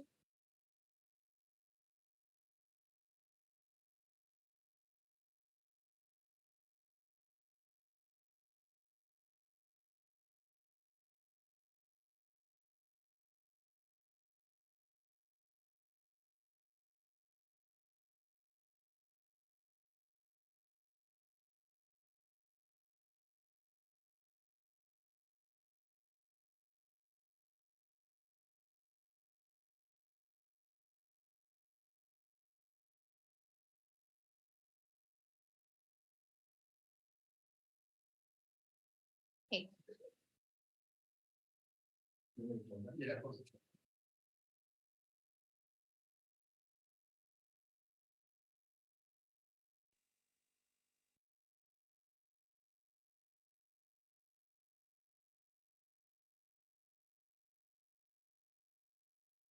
All right, guys, we have Aspen Ladd. Gavin, why don't you start us off? Hi, Aspen. So in your last fight, obviously it didn't go as planned. Was there anything that surprised you coming to the PFL? Anything that surprised me in that fight, or surprised me in general with the PFL? The fight. Well, she didn't engage, so there's that. Based on previous fights, it's like, oh, this will be a fun one. Not so much. Okay, and since obviously now you're going to probably need to finish to make the playoffs, have you made any changes to your training? Definitely in the fact that the training itself, not so much. We train regardless, but in the approach, because I've tended to be a slow starter, can't do that. You got one opportunity to get it done, and we're treating this more like a 5-minute fight. Okay, thanks for your time. Good luck. Thank you. Jack. Jack Bowen with Combat Sports UK. Aspen, how's the fight week going so far? As good as you can hope, honestly. That's great to hear. I just needed to know, with this season format, coming off a loss with 2 fighters at the top of the division, holding stoppages, is there any added pressure? And what is the overall feeling knowing that you will probably need a first or second round stoppage to clinch a spot in the playoffs? There's definitely pressure on it. There's pressure on the first one too, but it's really a do or die situation. Thank you. Jake. Aspen, welcome to the East Coast. How you liking it compared to beautiful Pacific Northwest? The Pacific Northwest is home, and I will always favor that. It's okay out here. It's muggy as far as cities goes. One's pretty-ish, but I'm always going to be more favorable as far as home goes. Fair enough. I understand. And last time out, and I don't need to say much. I just want to ask about the third round, because the third round, you seem to come alive. Something clicked. What happened there? And did you recognize something that you can use going forward in future PFL fights for success? Definitely. And that's what I was touching on a second ago, as far as not waiting so long to get started. Got to do that in the first round. And then both of you guys are known for your grappling. If this fight does hit the canvas, how do you expect the grappling realm to go? If this fight hits the canvas and she actually wants to engage in grappling, that would be beautiful. I haven't had somebody wanting to do that in a long time, and that would be a fun fight. Thank you so much, Aspen. Thank you. Jay Christian. Miss Ladd, how you doing, madam? I'm doing well. Okay. Jay Christian Gary, your Focus Fights audio, by the way. I just got a couple questions to ask. First of all, when it comes down to, your change up, obviously from being in the UFC to being in the octagon, you had 2 fights in the PFL cage so far, the smart cage. How has everything been holding up with this change of promotion from being in the UFC octagon to being in the PFL? There's definitely many, many similarities, as far as, because before the UFC, like I was in Invicta, then I was in the UFC, now it's PFL, and they're all high level shows, and they're all run very, very similarly. Like the things you have to do leading up to a fight, the way you have to prepare, everything is within the same like realm and ballpark. So the format is not new as far as me personally, like what you have to do, how you have to prepare, and then the ultimate goal, get in there, get the win, get out. But with the PFL, there's definitely more of a chill vibe. Like, yeah, you have your stuff you have to get done, but it's not militant. It's I've enjoyed that aspect of it. Understood. And considering the fact that you're still in the standings, or as the Brits say, still on the table, so to speak, when it comes down to being in the running for the PFL Women's Featherweight World Championship, let's just say you make it all the way to the finals and you win the tournament, what would winning $1 million do for not only your career, but your aspect of, teaching future generations about the fight game? Honestly, right now, the generations that I'm concerned about are my own siblings coming up, and I will continue to do everything I can as far as they go. And personally, winning that, I don't know what other people say, but I see it as paying off my house, becoming very comfortable in that way. But I'm fine. So yeah, I don't know. And if Karolina Sobek was hearing this right now, figuring out what are all these people saying in English when she can only say stuff in Polish, what would you say to her right now in order to get her hyped for the fight? I truly hope you actually want to fight, Karolina. That's about it. Like, 2 people that actually want to go in there and put on a show is how you have a good fight. It's really rough when that's not the case with both parties. Understood. Well, other than that, Aspen, best of skill on Friday. We hope you do well. Thank you. No problem. Anik. Aspen, Anik Subramanian, Fightbook MMA. I have one quick question for you. If you had one dream fight in mixed martial arts, who would it be and why? Oh man, there's a lot. There's so many. One of them just retired, so that doesn't count anymore. Ooh. Now I'm trying to think about it. We got the current queen here, which that fight is likely to happen not too long. Harrison would be fun. I would like to fight Kayla Harrison. Awesome. Thank you so much, and excited to see you compete on Friday. Thank you. Marty. Hey, Aspen. Aspen, you've had such a decorated career, and you're still only very young. We know that you're a finisher, whether it be by KO or submission. How would you get back to getting those fights stopped? What do you need to do, or what have you done to be able to do that? I got to get back to my vicious younger self. Yeah. And there's other things too, where it's like a little bit harder to finish with the lack of elbows. Honestly, I think I'm gonna have to turn more back towards submissions, that kind of thing, but really focusing on just the aspect of wanting to get in and get out as soon as possible and through the other person, as opposed to waiting out, seeing a little bit too much analyzing going on. Thanks. And we know when you're home, you're in the mountains. What is it specifically about the area that you like? Is it the solitude? Is it the weather? What's it like in your personal life? Oh man. So I tend to be a little bit introverted, and I've always been that way. And I grew up in the mountains. My grandpa took me out all the time, and I was basically the only one growing up that didn't want to escape it. I love the solitude. I love being away from people and at elevation and seeing all these beautiful things where I don't have to worry about anything at all, as far as human interactions or my job or anything like that. I just get out and go. So for me, it's the peace and balance side of what I do professionally. That's how I go and detox from this. And then I come back and I do better when I'm here. Brilliant. Thanks a lot, Aspen. All the best. Thank you. All right, Mills, finish us off. Hey, how's it going? Aspen MMA Locker Room, part of Pub Sports Radio. It's going good. Good. I hear a lot of the things you're saying in this media day, and it seems like, you're coming to fight. You're definitely coming to fight. Seems like sometimes, you need two opponents to entertain and to dance. Let's just say if this fight, if it goes the same way as the last one, what are you going to be able to do to actually, get this fight in your favor instead of it going like the last way?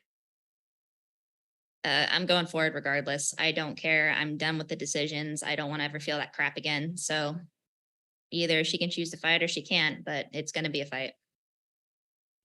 Got it. And then this year too, no Kayla Harrison in the competition. A lot of the big favorites that was supposed to win so far, hasn't been able to get that victory yet. So the competition's right open and willing. So how do you feel about your opportunity and chances to compete for the final?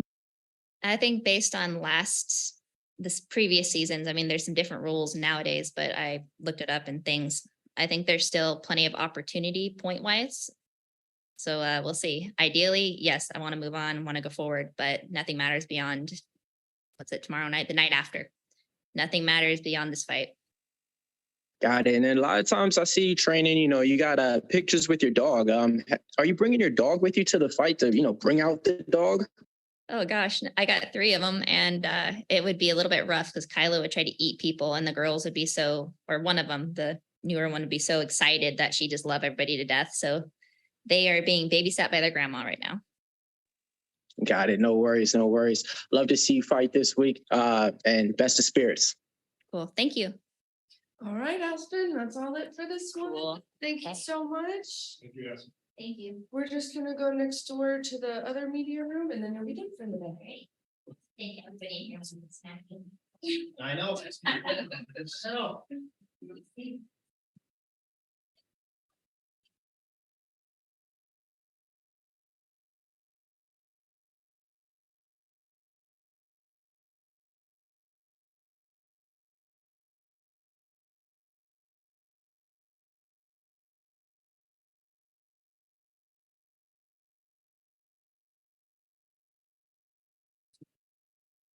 All right, guys, just give me a second. We are going to get Ante in here in just a few minutes.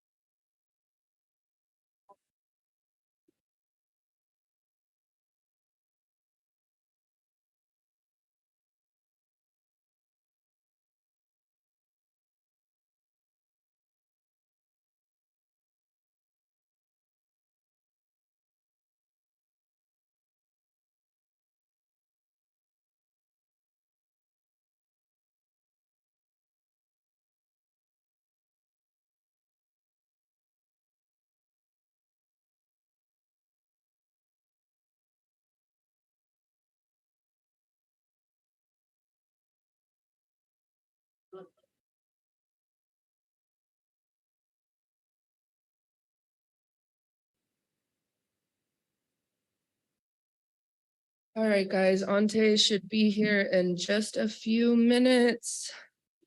If you have questions for him, go ahead and raise your hand.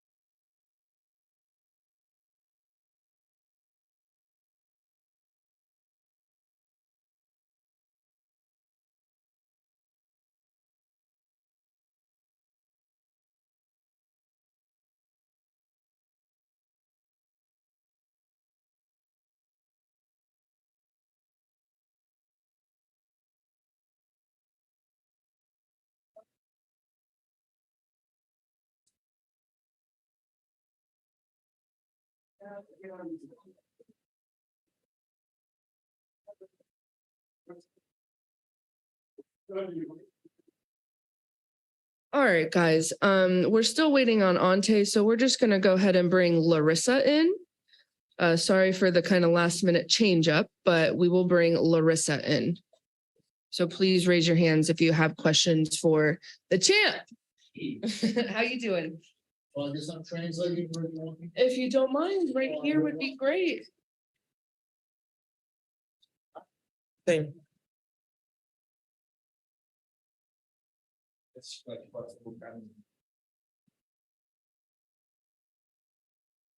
The OnlyFans Lisa email.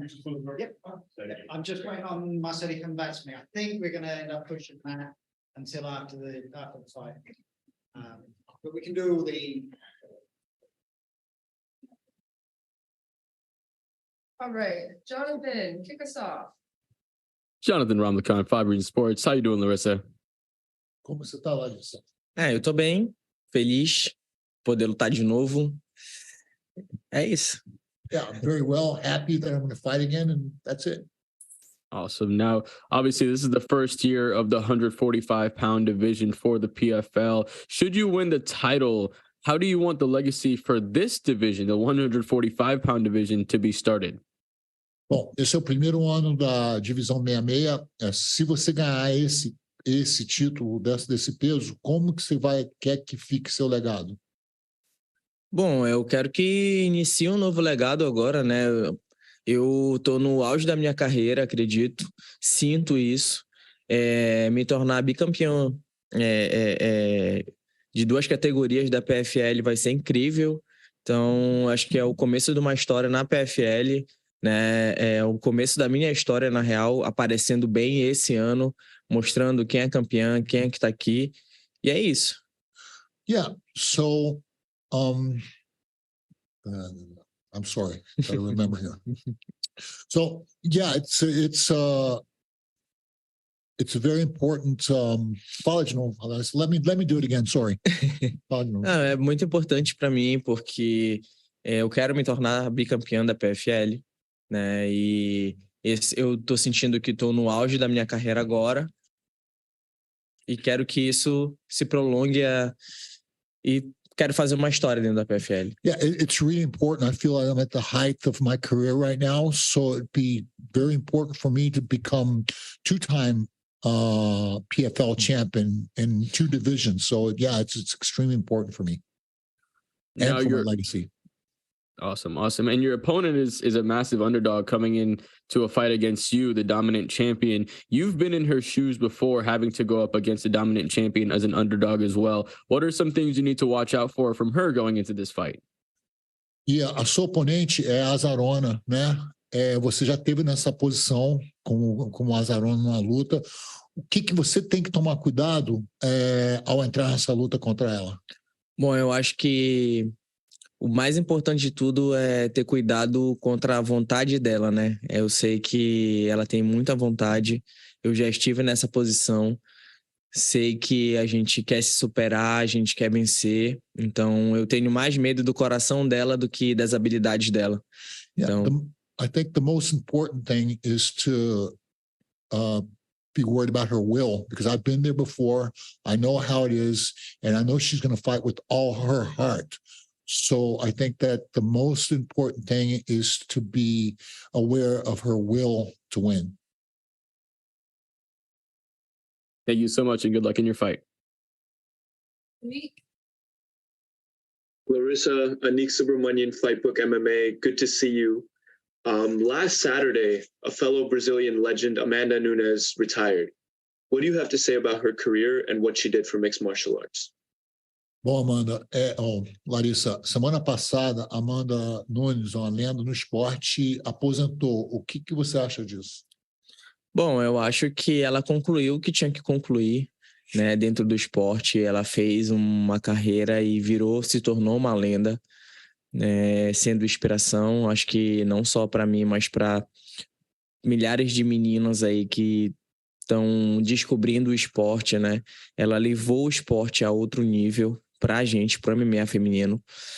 Então, ela fez o que tinha que fazer, o momento em que ela se sentiu confortável e feliz para isso, né? Eu acho que o que a gente tem que é só agradecer pelo que ela fez, pelos feitos dela e lembrar que temos outras brasileiras aí, né? Eu sou uma delas, eu tô construindo agora uma história na 66 e a ideia é que me tornar uma das maiores e ser o próximo nome da vez.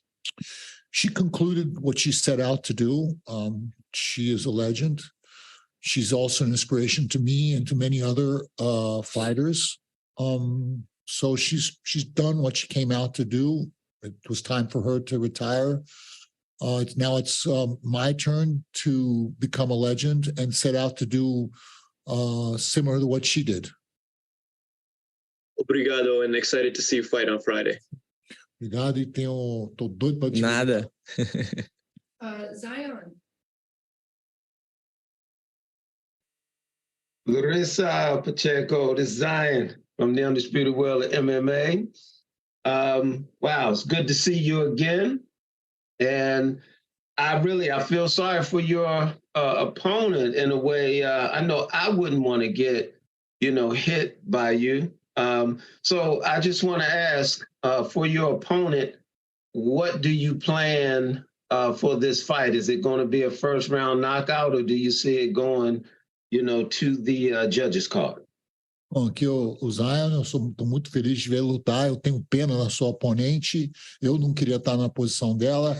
Como é que vai ser essa luta? Vai ser um nocaute rápido ou uma finalização? Bom, a ideia é que seja um nocaute rápido, né? Não só porque eu preciso, mas eu acho que é o meu estilo, é o que eu gosto de fazer. Se for uma finalização também, provavelmente vai ser uma finalização rápida, mas no momento em que eu ver isso, tanto para o nocaute quanto para a finalização, pode ter certeza que eu vou, do início ao fim, tentar colocar isso em prática. Então, acho que é essa a ideia, chegar para vencer, seja lá se for nocaute, se for finalização, mas a gente quer mostrar que o estilo de sempre, né? O estilo Larissa Pacheco. Yeah, I mean, the idea is to get a fast knockout, not only because I want that, because I need it also, but I can, hopefully, if that doesn't happen, I can also, I will be looking for a submission. That's my style. I'm always looking to finish the fight. I will be looking to finish the fight from the beginning to end, as I always do. Okay. I just have to say, since I've met you, you're a real serious individual. Do you see yourself at any time playing the role of an assassin in a movie venture or as an actor? Bom, eu já te acompanho há um tempo, você é uma competidora muito, muito séria. Você se vê fazendo o papel de um assassino em algum filme? Acho que sim. Acho que tem o cara, né? As tatuagens e tal, mafiosa, assim, uma coisa bem... Eu acho que sim. Yeah, I think so. I mean, being a badass, all tattooed and everything. Yeah, I could do that. Okay, so my last question, saying that you won last year, and I was rooting for you at that point in time.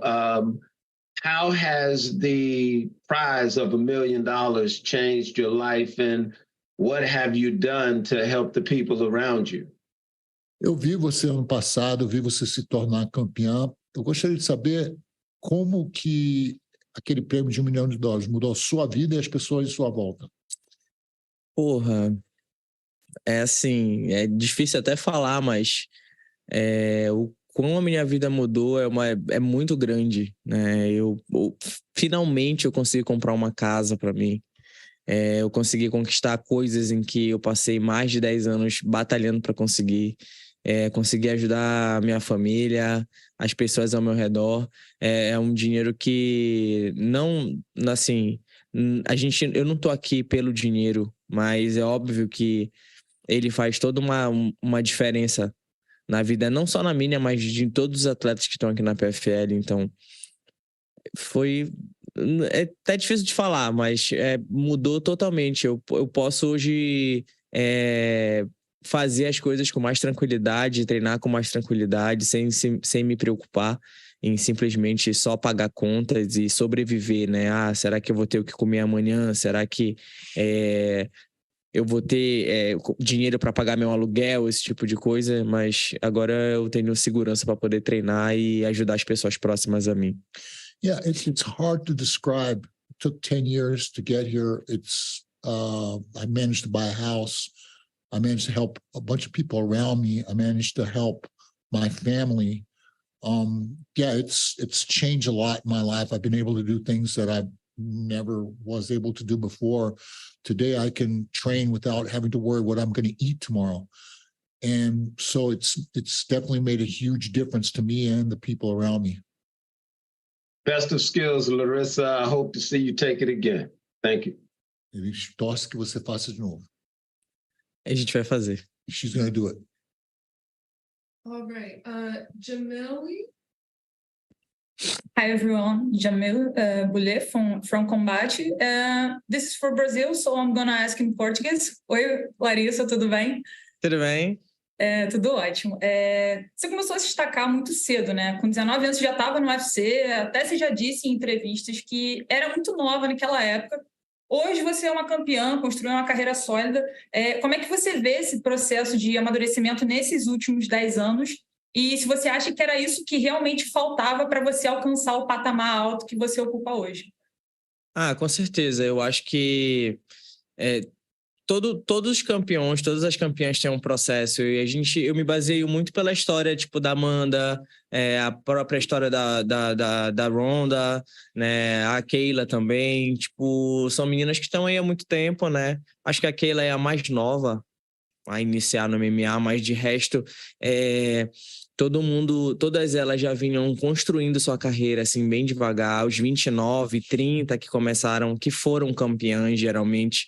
Então, eu olho para a Larissa, 19 anos, e falo assim, não, eu tinha que passar por tudo isso, eu tinha que galgar todos esses espaços para poder chegar e me tornar, de fato, campeã. Você vai traduzir para o resto do pessoal? Eu posso perguntar. Não está nem esperando traduzir. Falou esse tempo todo, agora já era. Então tá bom, sem problema. Descer de categoria nem sempre é fácil, né? Você já enfrentou problema com questão de corte de peso. Então, como é que foi assim, a preparação para mudar? Não foi uma mudança tão grande, tão drástica, mas como é que você se preparou para mudar, para descer um pouquinho de categoria? Toda descida de categoria não é só um pouquinho, né? Então, ano passado eu vinha descendo para 70, tranquila, de boaça, mas já vinha com essa suposição de que provavelmente mudaria de categoria. Então, eu fiquei assim, vamos lá, né? Aí a gente equipou, na verdade, complementou a equipe, né? Contratou a doutora Gabriela, que é ela que está fazendo toda essa parte agora. Então, ficou muito mais fácil de baixar esse peso, né? Mas a primeira descida foi bem difícil, eu senti bastante a troca de categoria, porque não era só baixar o peso, e sim recuperar esse peso depois para poder lutar tranquilamente, né? Agora não, agora eu já estou mais tranquila, mais adaptada à categoria, né? Fiquei mantendo um peso bem mais baixo, e aí isso ajuda para que com o resto do ano a gente consiga ficar nessa categoria sem ter nenhum problema. Sobre um pouco fora da luta, né? Você já comentou em algumas outras ocasiões, outras entrevistas, que você lidava muito com comentários maldosos, preconceituosos e até homofóbicos mesmo, assim, nas suas fotos. As pessoas falavam coisas horríveis e condenáveis, né? Cometiam crimes, vamos dizer assim. Você vê uma diferença nisso desde que você foi campeã e como você faz para se blindar, para não deixar isso afetar a sua questão mental quando você enfrenta esses discursos de ódio na internet? Isso é sempre horrível, sabe? Mas eu vejo que essa galera que faz esse tipo de coisa, eu sinto, né? Porque não tem como não sentir esse tipo de coisa, de ler esse tipo de coisa, mas eu sinto que essa galera são pessoas que precisam ou se descobrir, sabe? Ou elas têm um problema com elas mesmas, ou elas precisam, sei lá, procurar o que fazer, porque, cara, sinceramente, eu vivo minha vida, trabalho, sabe, sou uma pessoa honesta, minha sexualidade não mudou no meu caráter, isso não é uma doença, não é um problema, eu não escolhi nascer assim, eu simplesmente nasci e sou assim, sou feliz com isso. Então, se eu consigo, mesmo com todos esses problemas, ser feliz e conseguir seguir minha vida, sabe, fazer tudo no meu dia a dia, sem sem ferir ninguém, por que uma pessoa que me julga e aparentemente é normal não consegue fazer isso, sabe? Não consegue entender que ela precisa cuidar da vida dela e não da vida dos outros. Então, eu não tenho problema com isso. Eu vejo isso e, tipo, ignoro, porque eu acho que, de fato, uma pessoa que me discrimina, ela precisa de ajuda, não eu. Larissa, boa sorte aí na torcida por você. Obrigado. Gratidão. Great question. Larissa, como vai você? How are you, madam? Eu vou bem, e você? She says very well. How about you? Muito bom. Very good. J. Christian Gary Focus Fights Audio just got a couple quick questions to ask you. first of all, when it comes down to your next opponent, I know Amber Touch 'em Up Leibrock is more than willing to ready to put on a show for you. I know that you are as well. If she were to hear what you had to say via, of course, your interpreter, I mean, what would you basically say to her as a way to get amped up for this fight? Bom, ela sabe que a sua adversária está pronto para dar um show. E se ela tivesse escutado a sua entrevista através do seu intérprete, o que você falaria para ela que viesse assim empolgada para lutar? Que ela tem que ter muito cuidado, né? Porque ela não está lidando com nenhuma atleta amadora, com nenhuma atleta que já não tenha passado por muitas coisas na vida e na luta. Então, da mesma forma que ela vai ter essa vontade de ir com tudo, ela tem que saber que do outro lado tem alguém que tem tanta vontade quanto ela. I'd say she has to be very careful because she's not facing an amateur. She's facing a fighter that has been through many situations, both inside the ring and outside in life. And she has to be very careful and watch out of trying to put out a show and it not going very good for her. Okay, understood. And the next question I want to ask is, when it comes down to yourself, obviously you've won the PFL Women's Lightweight title, upsetting Kayla Harrison, who is going to be moving on to bigger and better things. With this being in the PFL Featherweight division, if you win this title, you could be the PFL's first women's two-division winner. But what would adding an extra million mean to you, to people hearing more about your journey, so to speak? Bom, você venceu a Kayla inesperadamente, né? Parece que ela está indo para maior e melhor, né? Você vencendo agora, você vai ser a primeira mulher a ser campeã em 2 categorias no PFL. Você ganhando esse $1 milhão, o que vai fazer isso para sua vida? Bom, acho que não pelo dinheiro, né? Como eu já falei, mas me tornar campeã na categoria de 70 e agora na de 66 vai ser perfeito, porque meu nome vai para um lugar e que não tá o das outras, né? No caso, só tem agora a Amanda Nunes, que se aposentou, que era campeã de 2 categorias. Fora isso, eu vou ser a primeira a ser campeã de 2 categorias na PFL, né? Acredito que o nome a ser batido aí vai ser o meu. Estou construindo uma história aqui dentro e vai mudar tudo, né? Vai abrir novos espaços, vai abrir novas possibilidades para mim. Mas mais ainda vai engrandecer o meu nome e eu vou ficar mais rica, né? You know, it's, as I said before, it's not only about the money. I think that if becoming a 2-division champion is like, for example, Amanda Nunes, she's the only other person that's done that before. So it's not only about the money, it's about my history, about my legacy, but it will also make me richer. Oh, okay, understood. Well, other than that, all I gotta say is mejor habilidade, best of skill na sexta-feira, best of skill on Friday. Melhor, tipo assim, a melhor técnica na sexta-feira. Tipo, desejar boa sorte. Obrigado. Thank you. No problem. Thanks, Larissa. Thank you. Appreciate you. You'll just go right next door to the other meeting room and then you're all done. All right, guys, bring it in, Ante.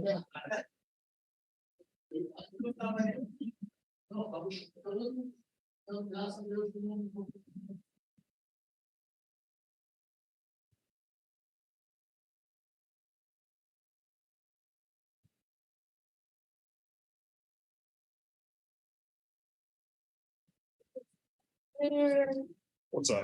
And then Stipe area can come right here. You're at that's later. Yep. Oh, Yeah. here. Thank you. Or Steve, whoever wants. Whoever. You don't know. Nice to see you, Sean. Nice to meet you. Yeah, yeah.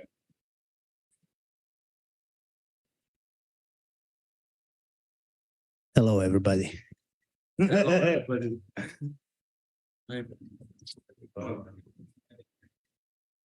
former fighter talking here. Hello, guys. 10 eura, $10. Stipe, u kojim procentima se radi ovo moje translating i to? Ne mogu ti brate, ne mogu ti dati baš 10%. Malo je previše. Jedan. Stani. You will be asking the question, sorry. So the reporter's going to ask, you'll be able to hear and then they'll just translate. Malo isto koji ono. Okay. All right, Jonathan, kick us off.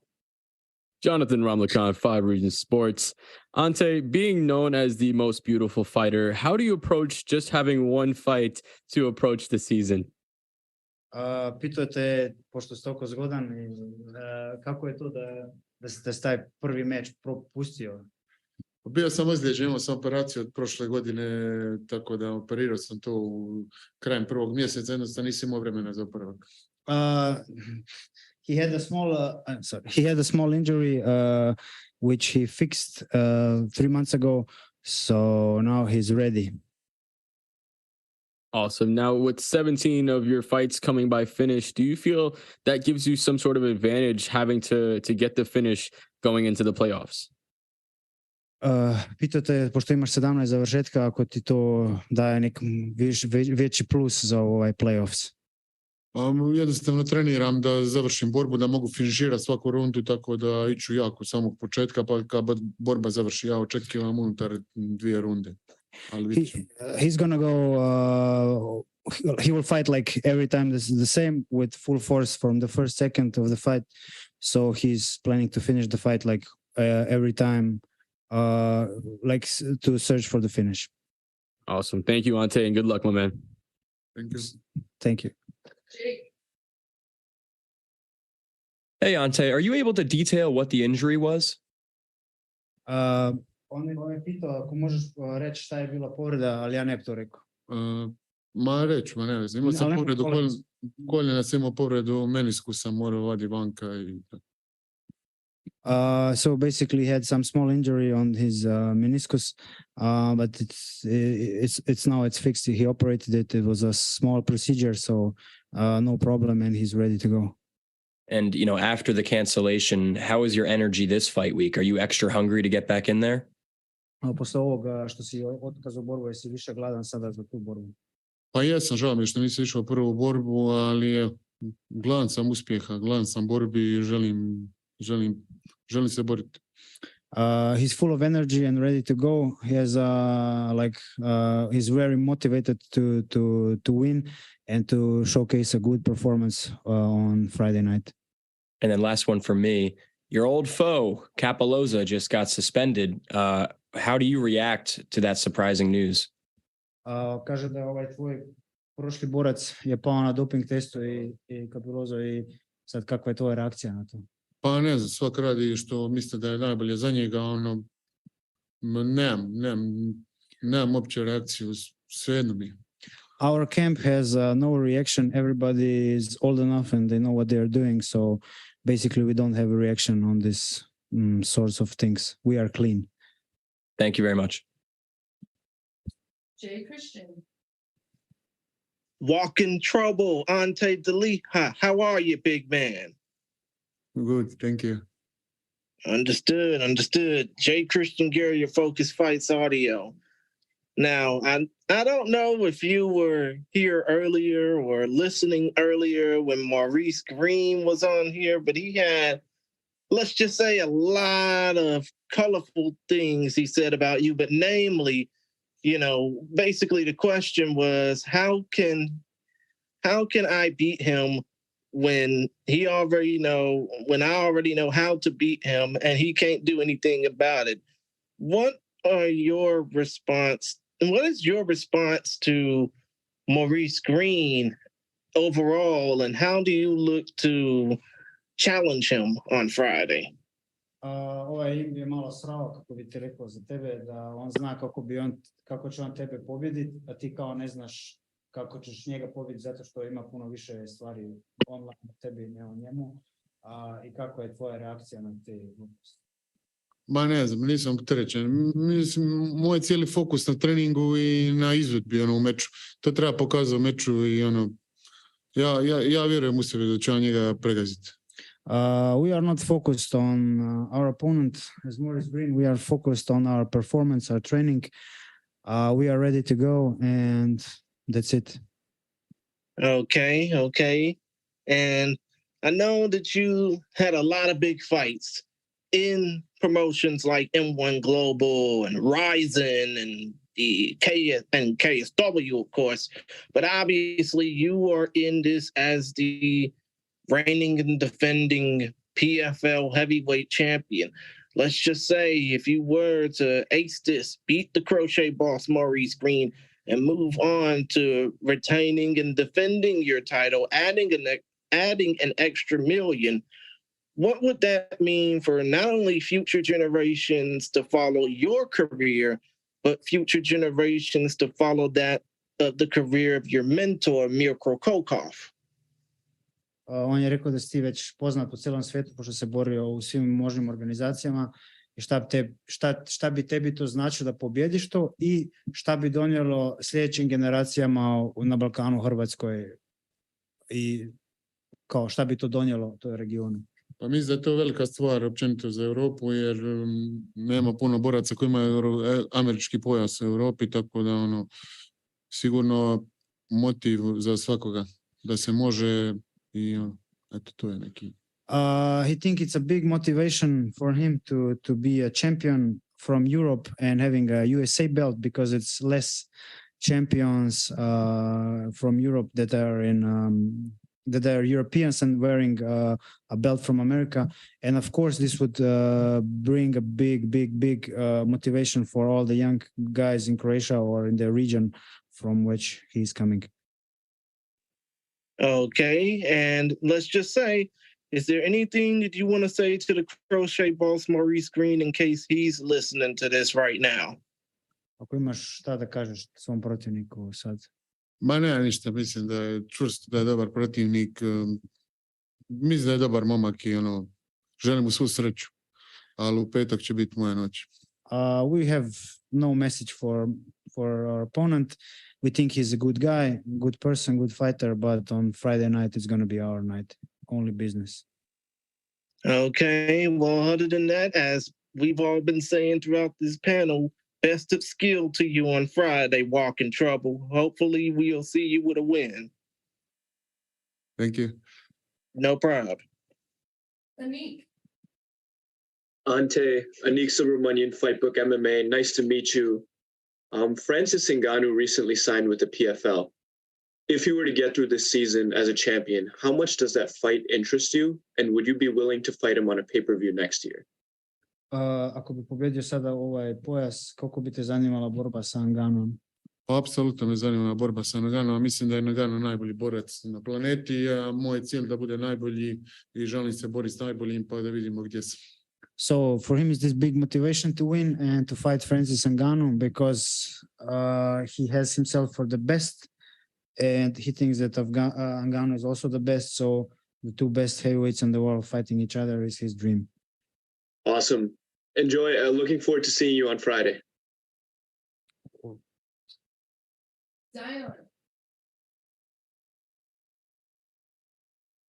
All right. Ante, this is Zion with the Undisputed World of MMA, man. You look like you're all business over there. And your opponent, Greene, as Jay Christian said, he really is talking a lot.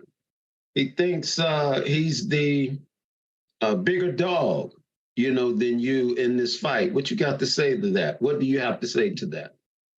Izgledaš puno fokusiran, ti je samo to posao, a tvoj protivnik puno laje i izbaciva se i kaže da je veći kao dog, veći ker u ovoj borbi i to. Kakva je tvoja reakcija? Mislim da je gospodin jako nervozan. We think the gentleman is very nervous, that's why he's talking too much. When you are nervous, you talk too much. When you're focused, you're quiet. Great answer. So, how do you see this fight playing out? Do you think you'll take him out in the first round, or will it go to the judges' card? Kako ti vidiš tu borbu, kako će se desiti prvoj rundi, drugoj ili će ići na bodove? Ma jedino što znam da će to biti pako za njega. Ono. We only know that it's not going to be easy for him because we're bringing all hell with us to the cage. Great answer again. Thank you, Ante. And as we now say, best of skills, my man. Go out there and do your thing. Thank you. All right. Anyone else? Mills, did you have a question?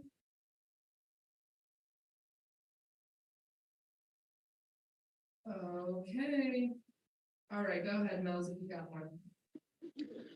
Hey, what's going on? Auntie, how you doing today? All right. So I'll just get straight to my question I got for you. All right. So your opponent, he likes to give his people that he's fighting a crochet to wear. Are you going to put that crochet on and wear it? The crochet, are you going to put the crochet on and wear it if Maurice gives you one? On nosi nešto nek kruše, ako bude izgubio da će ti to nositi. Ne razumijem. Kruše, ne znam. Bi ti to nosio ako bi ti on dao? Ne znam što je. We don't know what is this, so probably we won't take it. He makes things out of his hands. That's why he has his nickname. Da. Ma bi, naravno. Da. Okay, yeah, he would take it as an honor, you know. Got it. And a lot of your fights, you seem to finish your opponents before it gets to round 3. Since you're going to be the main event this week, what's your plans? Do you plan on getting a little bit more time in the cage, or do you plan on doing the same thing that you do every fight? Pitao te kako planiraš to borbu završiti, pošto uvijek gledaš da završiš borbu do treće runde. Sada, kako ti to vidiš da bi to uradio sada? Teško je reći, mislim da imam prednost, jer sam fizički jači od svog protivnika. Kako će borba, to je teško reći, ali da ću ići za završetak, iću sigurno. So we think we have advantage in the strength department, and only a fool could say in which round would fight finish. So we're just going to take time, but we are going to look for the finish from the first second. And last one from me, what did it mean to win $1 million and to be the champ for all your people in Croatia to see, the inspiration of you and to know that, you can do that in MMA. So it kind of builds off and gives energy to everybody in Croatia. So. Šta znači tebi da si pobedio, to je $1 milion, i šta je značilo Hrvatskom, to je omladini, totalno cijeloj, kako se kaže, regiji. Da. Pa mislim da sam pokazao svima da se može jednostavno napraviti rezultat iz male zemlje, tako da ima neka slijede moj put i mogu uspjeti. I think I showed that it could be made from a small country like Croatia, and I hope many talented kids or just youngsters will follow my steps. I made a road for them, so this is my goal again, to be a champion, and that's it. And then just to follow up on that, how big is it that the PFL seems like they cater to a lot of international fighters? They just don't go to one market. Seems like they get the best fighters spread all the way out through the world to put on the best fights here at PFL. So how do you feel about PFL backing all the international fighters too? Kako se ti zdi da je PFL suporta sve borce iz različitih država, ne samo iz Amerike? To je savršeno, mislim. To je super stvar i svi imaju priliku se boriti, da bude to prava liga, a ne da se bore samo da brani. For him it's good that the PFL supports all the foreigners, because it's good that the best guys come here and the best guys fight here, so that everybody has an equal share of this, and for him it's good that the competition is good and strong.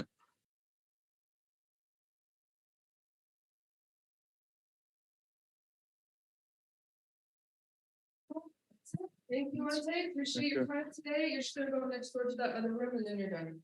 Awesome. Thank you. Thanks, Wes. All right, guys, that's media day. I will get the recording posted to the Dropbox link as soon as it processes. Thank you, Miss Cox. Recording stop.